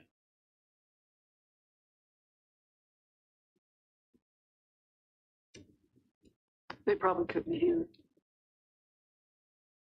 Is the applicant the power application holder? Yes, yes. So have you submitted a load letter at this point? Yes. How long ago was the load letter submitted? I'm getting some members of the team, Mr. Seelig, up to the podium so that they can address your, yes, sir. This is Joe Hubbard. Hi, Joe Hubbard of IO Digital. Load letter was submitted about 6 months ago to both Rappahannock and Dominion. So in the load letter, have you all determined if you are going to be part of a distribution center or part of a transmission center? Just distribution. For Rappahannock side, yes, sir. It's just distribution. We take service. We'll be a customer of Rappahannock, not Dominion. So our electric bill would come from Rappahannock, and that's at a distribution level. So let me ask this. Let's sort of cut to the chase. Have you guys decided what infrastructure will be needed to support the future needs of what you all are proposing? What size? Yes, sir. Yes, sir. Can you tell us how much? It's 300 megawatts. Okay. Mrs. Brock from REC. Yes, thank you. And I'm just curious if you've offered our staff the opportunity to discuss this project and your power needs with the distribution source. I did speak with Mr. Hughes at one point. I'm confused as to what you're actually asking. Well, you all are the power, you would be the power permit holders. And we don't have any ability to ask questions or help drive any direction for where the power lines are going to go if we're not part of that process. if we're excluded and you all are the power holder, the permit holders, you negotiate directly without the county. And I'd just like to see us have a seat at that table in making that determination. As far as the transmission line goes, that will be county residents, that will be county administrators. You will all have a say in where the transmission line goes. That has not been determined yet. Those meetings are being planned as we speak. Wherever Dominion, what we end up doing is speaking to the developer first and where they're going to build their site,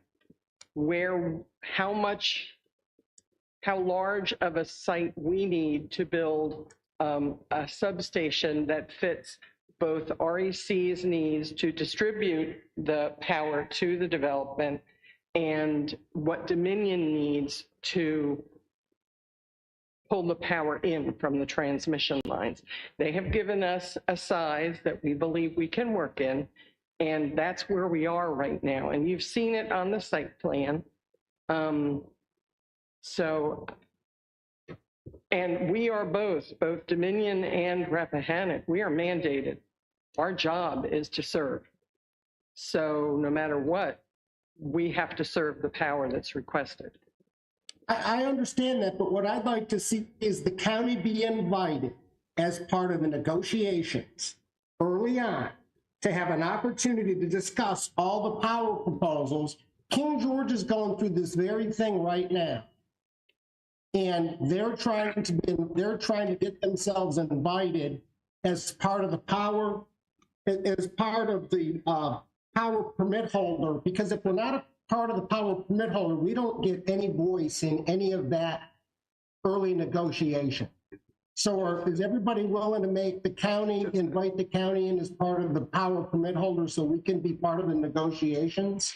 Mr. Seeley, this is Ann Neal Cosby, and the location of the 230 kV is regulated, as you know, by the State Corporation Commission, and so that public process includes the county can participate as a respondent, but that process and having a seat at the table is regulated by the state. And so, as I think was said, it's a public process where the county can certainly be a respondent. We've dealt with this with utilities as well. Mr. Black and I have been through this process, but power line siting cases are hearings, and they have rules and requirements of how you participate that I don't know, and I would defer to your counsel, but I don't know that the county has the authority to have a different process through the zoning mechanism. My understanding in all of my research is if we're not on the power permit holder submission, we can ask no questions of Dominion or Rappahannock about any of the power needs or how it's going to get routed, because it is between the power permit holder and the powers, either the distribution or the transmission holder. So that would either be Dominion, which you're mentioning, and Rappahannock, who you say you're buying from. So what I'm looking for is a seat at the table for the county to actually sit down in all those negotiations that the developer is going to have as the permit holder. Is that something that you all are willing to do?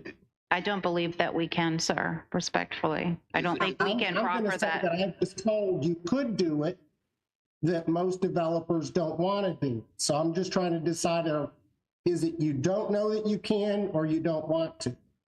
Isn't that what the Rappahannock Co-op young lady just said, that we would be part of the discussion for all the alternatives? Is that what you said? Yes. Mm-hmm. But then she said that the Dominion was involved after Rappahannock, which is what I've heard from other places that have co-ops, is that the other organizations, PJM and everybody else gets involved, and we find out about all this on the tail end. I'm just trying to get us in the beginning of the process, not at the end of the process.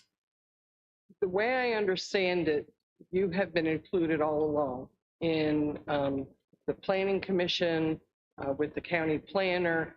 You have been involved in this all along. The county planner has, I know I have spoken with him on one occasion. I don't understand what you're asking as a negotiation. If you're looking for the site of the transmission line or the site of the substation, the site of the substation is given to us. Correct. That's on their property. It's on their property. You have to have a site for tapping, and then there are a lot of, and I don't have all my notes in front of me, but I've been through this with a couple of different localities who both wished they'd been in the beginning of this process and not after the SCC submission's ready to go, and this is where we're going to do this at. No, this is way before. This is way before the submission to the SCC. This is to come up with what is going to be submitted to the SCC. Did I understand you say that we know where the Dominion line is? You're the co-op. Mm-hmm. You're going to tap in that Dominion line somewhere. We are not. They are. Yes. And then they're going to run the line across to where Correct. The property is. Mm-hmm. Do we have any, we as the county elected officials, have any input into where that tap is and what that route is? Yes. How does that work? I don't want you to go across my property. They will have open houses. Okay. They'll have more than one. And everyone who is along that line or where they think the line could go is going to get an invitation to go to that. And as well as administration, we'll make sure of that. Unfortunately, the Dominion project manager couldn't be here tonight. That's fine. But we will make sure that everyone. And at any point in time, if 2 or 3 of those residents say they are afraid of transmission lines or whatever reason they give, we can change the route? No. I can't. Yeah. I Just tell me yes or no. No, sir. No. Okay. The criteria. Let me ask one question. I'd like the name of the person that's there from Rappahannock Electric. Yes, my name is Lee Brock. I'm Principal Engineering Manager for Energy Projects. Wow. This is what I do. And who from Dominion are you dealing with? The project manager at Dominion is Adam McGuire. And he was going to be here today. He could not. So I want to make sure that we're able. I will personally make sure that you are invited. I will. And you have my word on it. But I mean, just because I get to go to the party doesn't mean somebody's going to dance with me. Right. Thank you. Yep. Mr. Thomas, yes, I want to be completely honest with you. The power line siting process is very much like a siting process at the state level. There are criteria that that state SCC staff look at and the power company. The power company comes up with its route, and I've done this, and it was a while ago, but they come up with various proposed routes trying to avoid residential areas, areas of significance, and the various routes are proposed. And then the public is given the opportunity to show up. That's where your neighbor would come in and say, I don't want this here. I'm afraid of power lines. You know, they can make those comments. That's for consideration by the hearing examiner. In the same way, if somebody came to you with a comment on a zoning case and said, this is what I think about it, it would be for the state hearing examiner to decide whether or not to move. They can move pieces of that route, but it's ultimately, you're invited. They might listen to you, but they don't have to take you home. I'm at the party. Yeah, but I don't want to be the one setting up the condemnation conditions because we didn't know early enough in the process what the effect was going to be. Because what's going to get said is that, well, the Board of Supervisors approved the project, and this is just the way it flows. And I want to have the ability to look early on at what the impact is so we know who we're impacting, because we're going way downstream to affect somebody for power. They don't even have any idea this is coming. So is this any different than the data center we got in Carmel Church? If we had to run power to that data center, would we have approved the data center waiting for power? Or would we have just said, go ahead, the warehouse, would we approve the warehouse? You're not or would we using have waited and said, we need to know what the power You're not using the same amount, yeah. The amount of energy that you're using is completely different. But that's not the issue. Is the amount of energy is not the issue. The issue is a line going across. It is, because the amount of energy that you're going to take in for a data center is going to be much more than a warehouse. That's not the issue, though. He's talking about the line. Right. Right. Yeah. I'm talking about we haven't had to condemn property to create a new feed. Yeah, and I thought, can I just have my concern is, and Ms. Cosby, let's be honest with you, I have zero faith in the State Corporation Commission, like none, zero, and I think you know why. Yes. I mean, when Dominion can say what they want to us. I mean, let's be honest with you. We just went through one with Aqua that they just gave them pretty much everything they want, again at 33%. So the State Corporation Commission route is a joke, and I have no problem putting that on record. Okay, so if Dominion Power goes and says, here we have 3 routes to the State Corporation Commission, they're going to have a public hearing and they're going to say we have A, B, and C. It's like train tracks. They're going to say A, B, and C. They're going to go to the State Corporation Commission. Okay, yes. And they're going to say we had the public hearings as a formality because they have to, right? And then they're going to say we as Dominion Power want B because it's the cheapest route. Okay, and the State Corporation Commission is going to rubber stamp it and give them B. And so they're going to take whatever property that the Dominion Power wants, because Dominion Power has a lot of influence and a lot of clout. So to say that the residents, when we say Mr. Seeley says we want to have a seat at the table, I think this is a great place for a data center. I really do. I honestly do. And I'm not anti-data center. Like there's the anti-data center people. I think it's you've got to take it on a case-by-case basis. Everything should be taken on a case-by-case basis. But at the same time, I mean, and this is kind of like, I thought we passed a law in Virginia a few years ago in which a company could not take through eminent domain. Well, it's not the company that, I mean. It would not be. Dominion. I mean, Dominion has a condemnation authority, so it's for. But in the end, it would be for the condemnation process, wouldn't it not be for? I mean, it's not really for a public use. It's for. But no, just hold on. I've given everyone a chance to talk. We're in a public hearing about. But it is a public. It's regarding this project though, because it's power lines coming to this.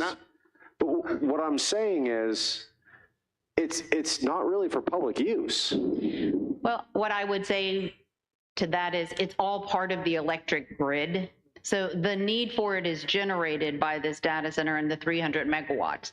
But the extension of the line, is part of the whole entire electric grid. It ultimately flows to your house, to my house, everybody in our region. So when I turn on, if I need a connection to my house, or you do, or anybody does, you're generating the need. This is just generating a larger need, but it's all part of the grid. So I don't believe, and again, I would defer to your counsel, but I don't believe that something like this is prohibited by eminent domain and providing condemnation for a private use. Mr. Chairman. But let me continue down this line. We are, and I'm not against the data center. I'm looking at what this is going to do upstream to everybody that's not aware that that's where the power's coming from. And how we get it from there, it's for a single user. And we're making the decision tonight to say, this is a good place, that's where the power is, and it's got to come this route. And Mr. Black, I completely agree with you, the SCC, they're going to, whatever gets laid out, if we're not in this early on, and we don't understand what we're going to actually make decisions on, and I don't know if we're going to make it tonight, but what decision we're going to make, we're impacting people who have no concept today that that's coming. And I just want to make sure everybody's clear on that, because it's going to be the Board of Supervisors approved this project, and when they did, they knew power had to come. Mr. And we should have a seat at that table, making sure we understand what that means. And I'm glad they own the rest of the property down the I-95 corridor, because it sure should go right down through their property if they want it for this. But I think we need to talk about and look at what that impact is. This isn't about if it's a good place for a data center, it's what's ancillary going to impact everybody else is where I'm at. Could I ask a quick question, Mr. Seeley, of our electric representative down here? Is there, and maybe a Van also, is there anything to stop the applicant from inviting a staff member or someone from absolutely not county absolutely to attending? Not. So you could invite them to any negotiation and any meetings, and someone could sit there. And you don't have to be invited. You can just go when you know it is. No. You've got to be invited to this. This is a negotiation between business to business. You all are the holder of the actual load letter. You have requested it, so you are the power holder. If we are not part of that application, we don't have a seat at the table for negotiations. You can sit next to me. How about that? I've been to many of these, and I've never heard of anything like that. Well, you ought to go read some of the King George issues that are going on right now. I'm offended. You're going to dance with him and not me? Oh, no, I'll dance with you too. So can that be and I've been told we can be on that load letter, we can have a seat. So can we be part of the load letter? Mr. Seeley, Mrs. Long had a question. Yes, well, my question's for the applicant. So can that be a condition that the county is invited to send a representative to meetings and made aware of all the meetings as far as the electric companies are, Dominion, Rappahannock Co-op, whatever? What I would propose is working with the county attorney to come up with a process that, I don't know that a proffer amendment is the appropriate place to include a condition related to a process through the State Corporation Commission. I'm not saying I would object to it. I'm just saying I don't want to say, put a condition in there that may not be enforceable because the board doesn't have jurisdiction over public utilities. But that being said, I'm happy to work with Chris so we can, and the applicant to come. Table. We're not asking. And what I think is it's a public process. So what I believe, I truly believe, because I have been involved in these cases, the power line siting cases, and they're like this. They are all public. They have to be. They're subject to FOIA. Ms. Cosby, that is not what King George has learned, that load letter is a private contract between the actual applicant and the power company. And it's not a public anything. It is a private document between the two of them for negotiation, and that's what I'm trying to avoid. Ms. Cosby, maybe I'm trying to reword what Mr. Seeley is saying. It's like, so when Dominion, maybe they've already done it, I have no idea. But we have the current line right now.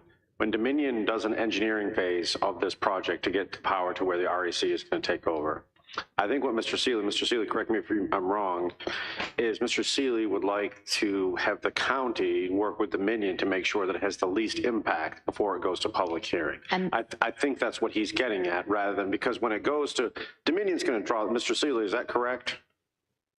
Well, see, maybe not. There is a document that they have signed, that they have asked for, and they are 6 months into this, and it's called a load letter. And that is a contract between the electric provider and the electric user.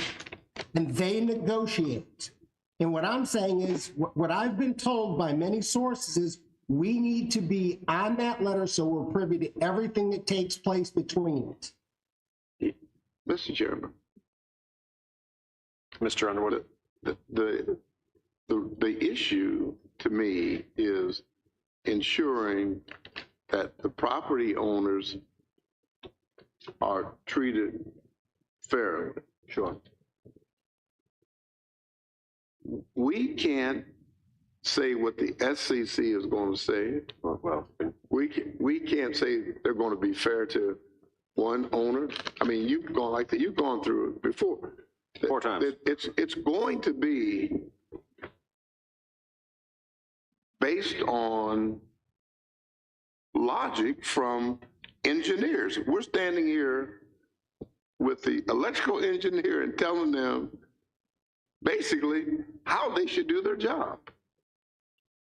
It's the responsibility of REC as the receiver, Dominion as the provider. We want to have the least impact on everyone. That's our request. And it's really that simple. We want to have a seat at the table. What in the hell are we? It ain't gonna work that way. It doesn't work that way. These people run their businesses like we run ours. Somebody come here and say, I want to see that. I want to, excuse me, Mr. Steele, I'm talking. I want to see at the Board of Supervisors table because I don't agree. A citizen can say that. So we say, oh yeah, you're right. Let's come on right off. And when it doesn't work that way. You have a right to your opinion. We have experts telling us and who are going to advocate, I'm hoping, for the landowners who are also your customers, to your members, right, to ensure that you do the least amount of harm. You say, we want a business to come here, but oh, by the way, let me throw these roadblocks at you. You haven't developed in 13 years, but oh, I want you to go jump through some more hoops. This is absolutely asinine, and it's embarrassing. It's not embarrassing.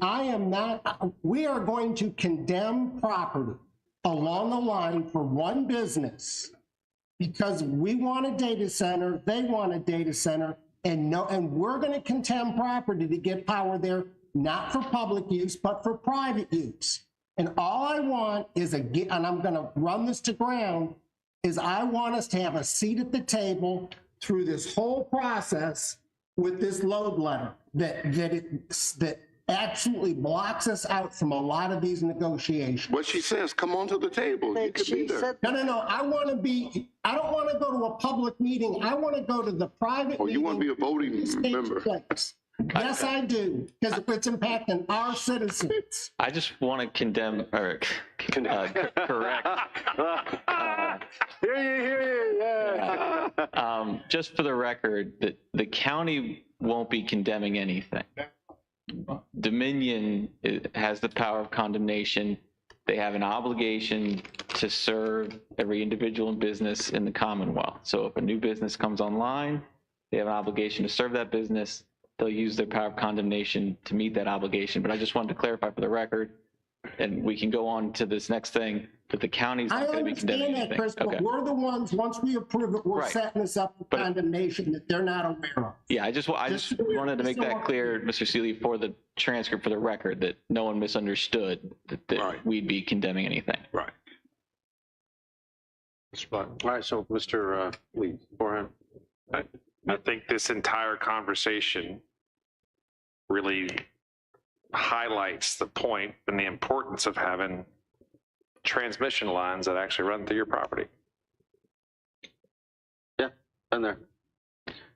Just wanted to throw that out there. Mr. Chair. Yep, I've got them going through my property now. Yep. So the one thing I want to say is Dominion has reached out to us as a county, and we have expressed the very concern that you have raised, is that we would want any power line to have the least impact on the citizens. And like I said earlier, we suggested that they run the power line through the applicant's property and not across the growth area. That was one of the things we explained to them, that this area is a part of our growth, an integral part of our growth area, and we did not want to have a significant portion of that condemned by a 160 to 200 foot wide easement, and that the least impactful area would be connecting at the Hanover Caroline line and running north along that property owner's property. that has been expressed to Dominion, and they are in the preliminary design stage. And we expect sometime in the near future to see proposed routes. And that is before it goes to the SEC. So Dominion has at least opened up a dialogue with us for us to have comment early on in the process. So, Mr. Forehand, what would your suggestion be?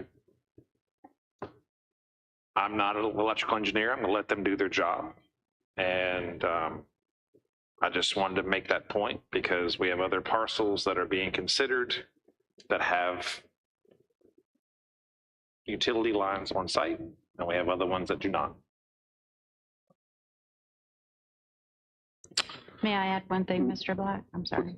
Go for it.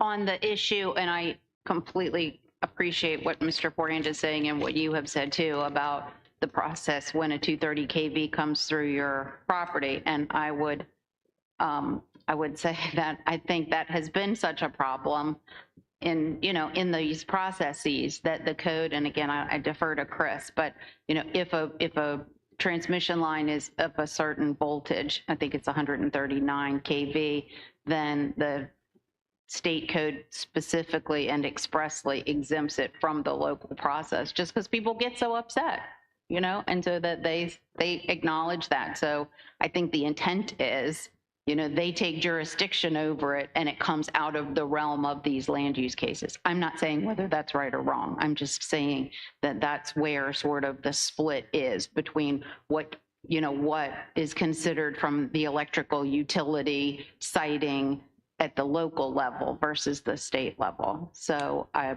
would just put that out there because, again, it speaks to the jurisdiction and also the frustration that I know you're feeling about this. And I think that's why the General Assembly said, okay, yeah, we're going to leave this to the State Corporation Commission because nobody wants a 230 kV in anybody's yard.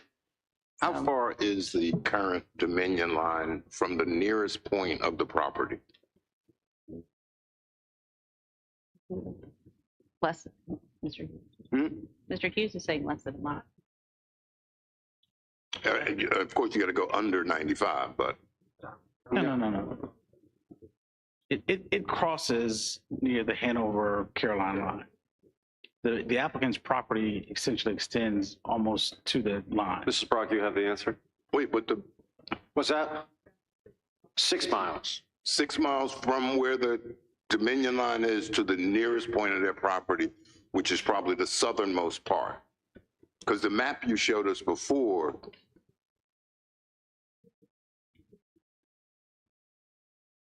I'm talking about where is the Dominion 230 whatever power line in relation to the nearest point of your property?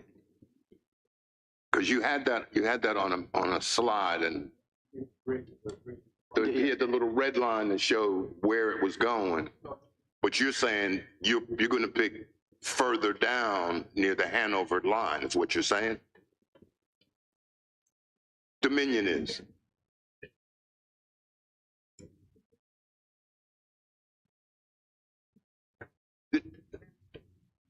Okay, that's what I saw. Okay. I'll just repeat that for the That's it, right there. recording. So 6 miles up. Yeah, but Right, see, she just said east to west. If you go straight across a horizontal line, but somebody just said, is that green line the Hanover line? Yes. So are you going to go that short? That's the 6 miles you're talking about?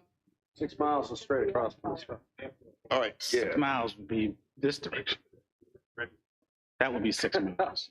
No, Hey, Reggie, join the club. Reggie's further up. That's I only wake up glowing sometimes. oh, I like it now that Reggie's there. Now, so which is the best route? You don't know yet. But see, if they're down at the bottom at the Hanover line, there's nothing in Hanover down there. You still got to go over 95 or under 95. That's what I said before, and you said no. So, yeah. All right. So in either case, if it's down low, that is your road, Reggie. All right. Is there anything, Ms. Cosby, I've got, this may be a silly question, and it's not about electricity. Okay. But it has to do with, is this project going to happen? Yeah. Yes. Yes. Because as we talked about in the Board of Supervisors, Yeah. you developers come in promising you the world. You know, we know how this goes. They get it rezoned, goes up for sale. Mm-hmm. You know, and because the value is much more now because it's been rezoned, and they sit on it and sit on it and sit on it.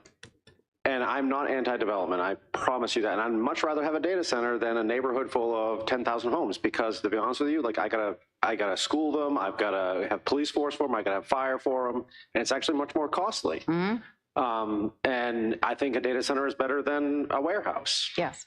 I can tell you. Because I got trucks coming out and clogging the roads. I have no, I mean, in the right place, a data center is, to me, is fine. Mm-hmm. In the right place. Yes.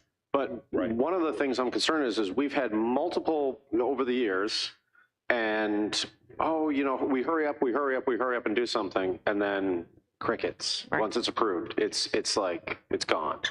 And so this is going to happen. Yes. Yes, and that's why 2 slides ago in mine, the second slide was, this is our schedule, because we are, I mean, we are asking for approval from the board tonight. I hear Mr. Seeley's concerns and I hear Mr. Forian's concerns. I don't know that that would happen, but yes, the reason that we want that is because they're ready to move forward. Yes, sir. So. Yeah, but AWS told us the same thing. They showed us the schedule for 2 years and they were going to be in the ground. We've been here before. What's the guarantee this is coming? Yeah.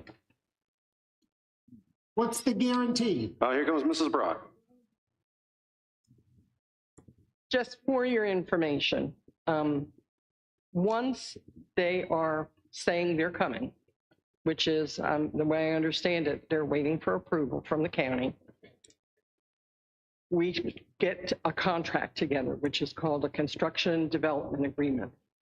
They have to pay millions of dollars up front so that we can order material. And the reason we have to wait so long is the material lead times are, some of them are 3 years and more. So, yeah, I know.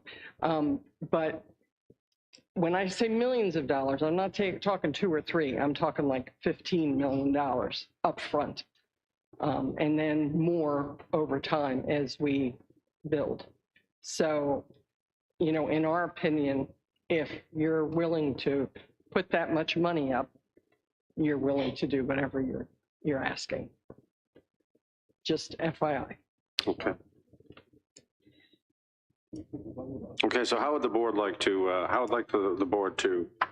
Can I just had 2 quick points, and one was to the density question, because I looked at it and I know that somebody, Mr. Underwood, had asked about that too. I think that the proffers have the density set at 8.2 units per acre, which equates to the 800,000 units. I don't believe there's a proffer limiting the development to that number of units. There are proffers that limit the number of residential units in a particular land bay. So for example, in land bay A, I think it's 1,200 something units. So land bay A is limited. The total isn't limited except for the density calculation. So I do think taking out the parcel that was east of 95 obviously reduced or increased your density because it reduced your acreage. But that has happened, yeah. You know, unless the owner wants to come back and amend, I don't even know that they can. It's a different zoning now. So what I'm saying is in land bay A, it's limited and it will be. So I don't think for the purposes of this application, you have to worry about land bay A being, you know, the remainder of it being overdeveloped with this huge amount of density. I don't think you have to worry about that. For the rest of the greater Carmel Church Station, yes, it has potentially modified that. And that's, again, that's not our application. So I would just say, I understand what you're coming from. I think that for Land Bay A, it's resolved, and I don't think that it really fits in with what this request is, but I don't think you need to, it's not that much of a concern for the remainder. And the only last thing I would say on the siting of this transmission line, again, is it's a by right use. And so, but for us asking for the change in the regulating plan and the design code, if we went away and it were designed for a data center that was, you know, if we wanted to wait forever, or for however long that takes, we could just wait and then go forward. So it's an absolutely important question, but for the purposes of this proffer amendment and the very limited request that we're making for a by right use, I think outside of the zoning case, it's a larger question than what is before the board, very respectfully. That's fair. And Mr. Thomas? May I ask the county attorney a quick question? Mr. McKenzie, and I'm choosing my words carefully because my English teacher taught me well. Can I, which means do I have the ability to, ask the applicant to reduce the number of residential units on this particular property or rezoning request? On Land Bay A. Well, actually everything. So I brought that up, and if that section, if you want to just look at it, my understanding of this in your agenda packet, if you flip back into where the proffers are shown, it's not sequentially paginated, but you flip back and look at the proffer plan. It's like an inch thick, so. Yeah. Well, you're going to summarize it for me, okay? Okay, so we're talking about Land Bay A. I'll pick up where the applicant's attorney left off. And it says in that section that for residential uses, you're limited to 1,930 dwelling units. So those will go away by default because it's not a residential use. Well, not necessarily, I don't think, because it also contemplates commercial service uses in that area. So it always contemplated a mix of uses, and I don't think they're using the whole of it. So, Mr. Thomas, to answer your question, I think you can certainly say, you know, we still have concerns about this. I mean, I'm not proffer negotiating. Yeah, you're not. You just. Okay. I mean, I think you can certainly say that. But you know, whether and to what extent, whether they can is the owner is the person that can amend these to consent to amending these proffers. The owner's part of this application. They can certainly make any response they want to you about the number of permitted units on any given land bay, given that 135 acres are being committed. I think, correct me if I'm wrong, but Land Bay A is, I think, 235 acres, 256, and the portion we're talking about is about 135 acres. So, you know, a little more than half would be committed to this data center. So as written, if I'm reading it correctly, on that balance, they're capped at 1,930 dwelling units on that remaining 80 acres. Is that right? But they couldn't necessarily, based on the zoning, put 1,900 units there. Right. I mean, I think there's a variety of considerations. One being that they are, per these amended proffers, they're committing to the PERT ordinance. So I'd have to look at what the PERT ordinance says about setbacks and things like that for residential uses. But to answer your question, Can I just ask them to cut 1,000 houses out? You could say you have the concern, and then it's up to them to do whatever they want to do or not do. I think you have stated your concern. So there's that, and I would add while I'm here, unless you have any more on that. I'm good. Just to go through my notes, we talked about the residential density there. On the, y'all referenced me a couple times on power. You know, my view of this is there's kind of two stages. I mean, we really can draw a lot of analogs to your zoning process with the SEC's process.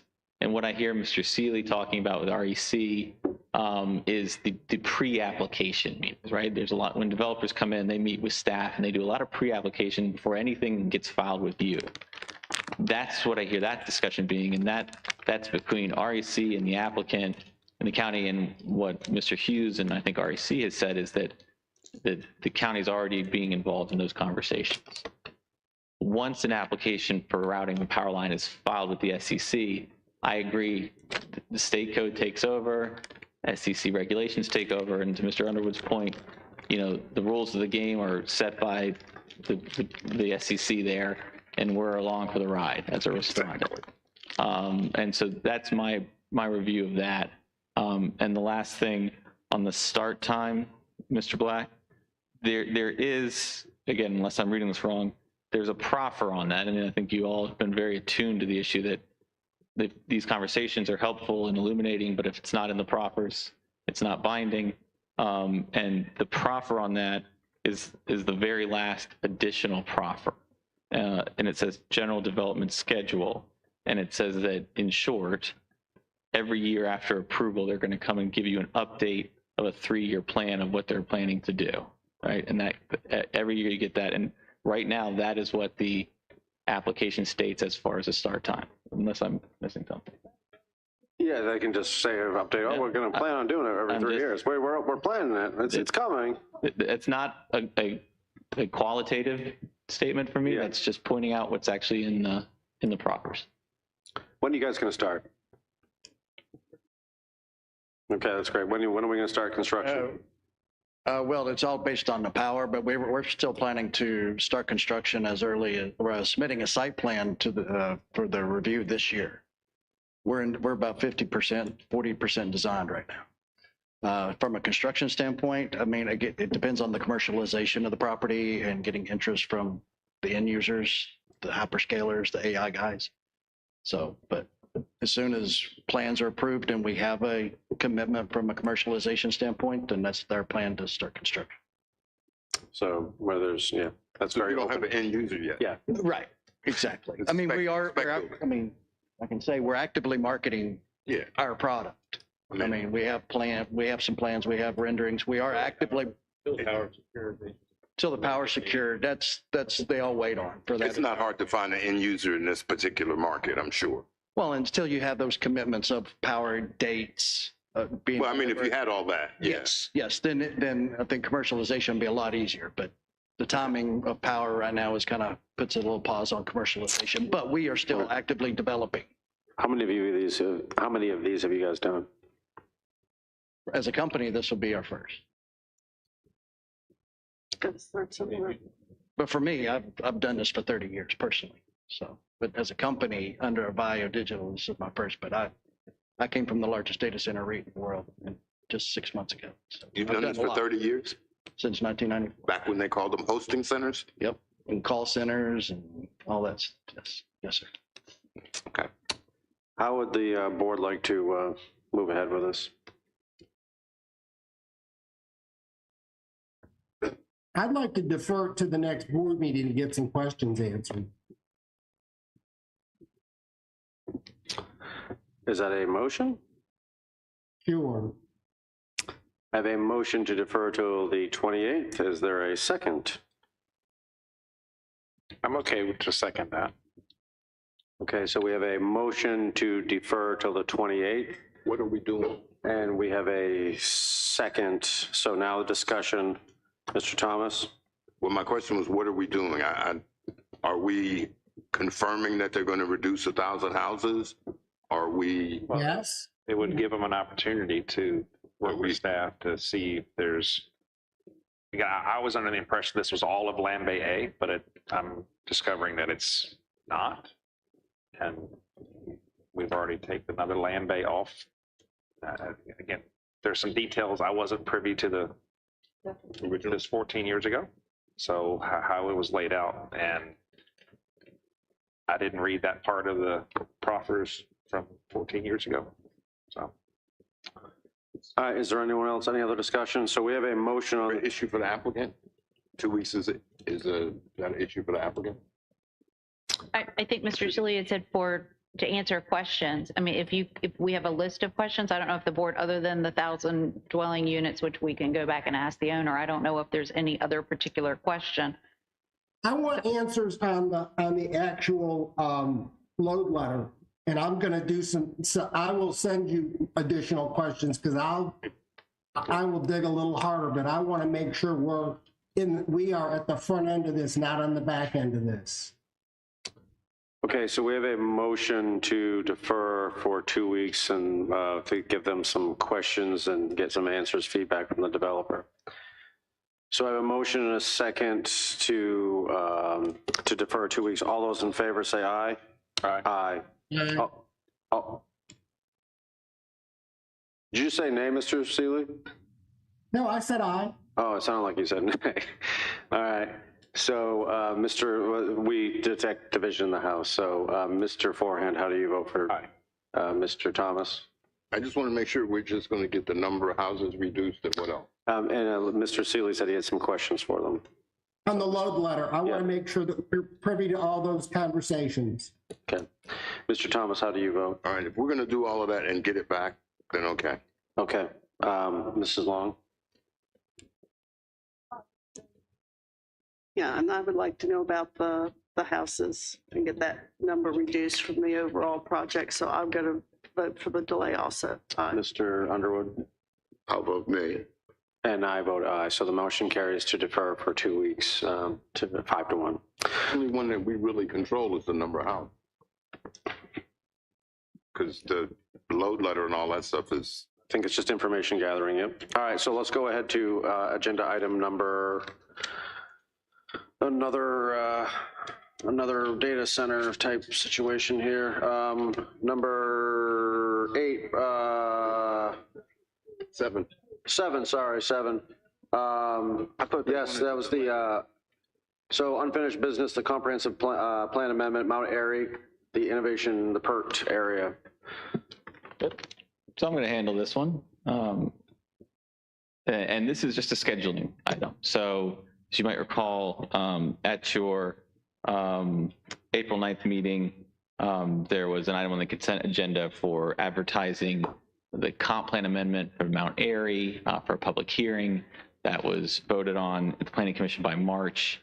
State statute requires you to act within 90 days of the comp plan recommendation from the Planning Commission. And so the last meeting at which you can do that is your June 18th meeting. So what staff is looking for here is simply direction from you about when you'd like that advertised for a public hearing. There is a separate but related rezoning application for a data center within that area. You guys are familiar with this because it's been before you for quite some time. None of this is new. We just want direction from you on scheduling. We will discuss the merits of both of those applications whenever they are actually scheduled for a public hearing. Your options tonight are to give us a date just for the comp plan. I got my light on. I'll give you the motion. Give me the motion. Sorry. I move that the county administrator schedule a public hearing for June the 18th. We have a meeting, correct? Correct. 2024 on what is it? CA 02-2023-2030 comprehensive plan amendment for Mount Airy PERT area. Okay. And do you also want the rezoning at that same meeting? Sure. Okay. So that's RZ 06-2022. There'll be two separate hearings. Two separate correct? hearings. Yep. I have a motion. Do I have a second? Motion and a second. Any further discussion? All those in favor say aye. Aye. Motion carries unanimously. All right. I think that is, we've done most everything else on the agenda. I got closing board comment. Okay. Yep. So we have Mr. Parton. We are through the agenda, correct? Everything there's informational items. So Mr. Parton, you are up.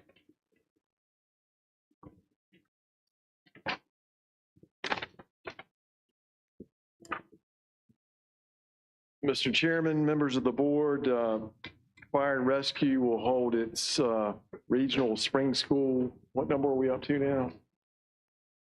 I don't know. A lot. The beginning Saturday, May the 18th, and I think it concludes the next day. Mr. Underwood has community meetings from 6:30 to 8:30 p.m. on Wednesday, May 22nd at the Visitor Center, and Thursday, May 23rd at Second Mount Zion Baptist Church. May 23rd is also the date for the annual Economic Development Authority Business Appreciation Ceremony, which will be held at 6 p.m. on, as I said, May 23rd at the Barns at Mattaponi Springs. County offices will be closed on Monday, May 27th in observance of Memorial Day. And as has been stated, the board will hold its next regular meeting on May 28th. That's all I have, Mr. Chair. Mr. Park. Oh, never mind. We moved the June 11th meeting to June 18th. And then you did that for me because I'm going to be out of the country for a couple of weeks, so I asked to have the. I do have a board. And I was in conference with the chair, but did anybody remind everyone that the county fair is the 12th through the 15th of June? June. So remember, I'm gonna keep announcing it because it's great and everybody should go and have a good time. And I think there's a Juneteenth celebration that Saturday. Yep. Okay. Is there closing board comments? Closing board. Well, can we start with Mr. Forehand then? Sure. Mr. Forehand? I'll make it easy. I don't have any right to say. Mr. Thomas? I do have one about an hour and a half ago or so. I got a text from Coach Travis Richardson, you know, the one who does the girls basketball tournament. Mm-hmm. He texted me and said he would be at the board meeting tomorrow. And we usually meet on Tuesday. Mm-hmm. He was requesting about $4,000, and I thought maybe we could give him $2,000 for the girls basketball team like we did last year. He's got 6 young ladies from Caroline. He's getting exposed to scouts and other colleges to try to extend their athletic careers and basically college. So we did it last year. I think it was 2,000 last year or something like that. So is that something I would ask the board if we could do that again. And he raised some money before, so that would be a motion for me. There's a second. Say one. The middle school. The high school. Oh, the high school. Yeah. Well, the middle school was going off to. So, yep. Well, did they just get that budget tonight? So is there a yes to that? Can we? So we have a request to donate $2,000. $2,000 to girls basketball scholarship. Yes. Okay. I was just repeating it. You jumped up. I'll second it. Oh, Mr. Seeley seconded too. Here comes the attorney. No, I recall doing this before. I would just point out that, you know, we'll do the same kind of routine confirmation that they're, you know, a validly organized company, nonprofit that we can. Since we did it last year. Since we did it last year, just make sure everything's still up to date. Yeah. Okay. All right, let's carry this motion and go home.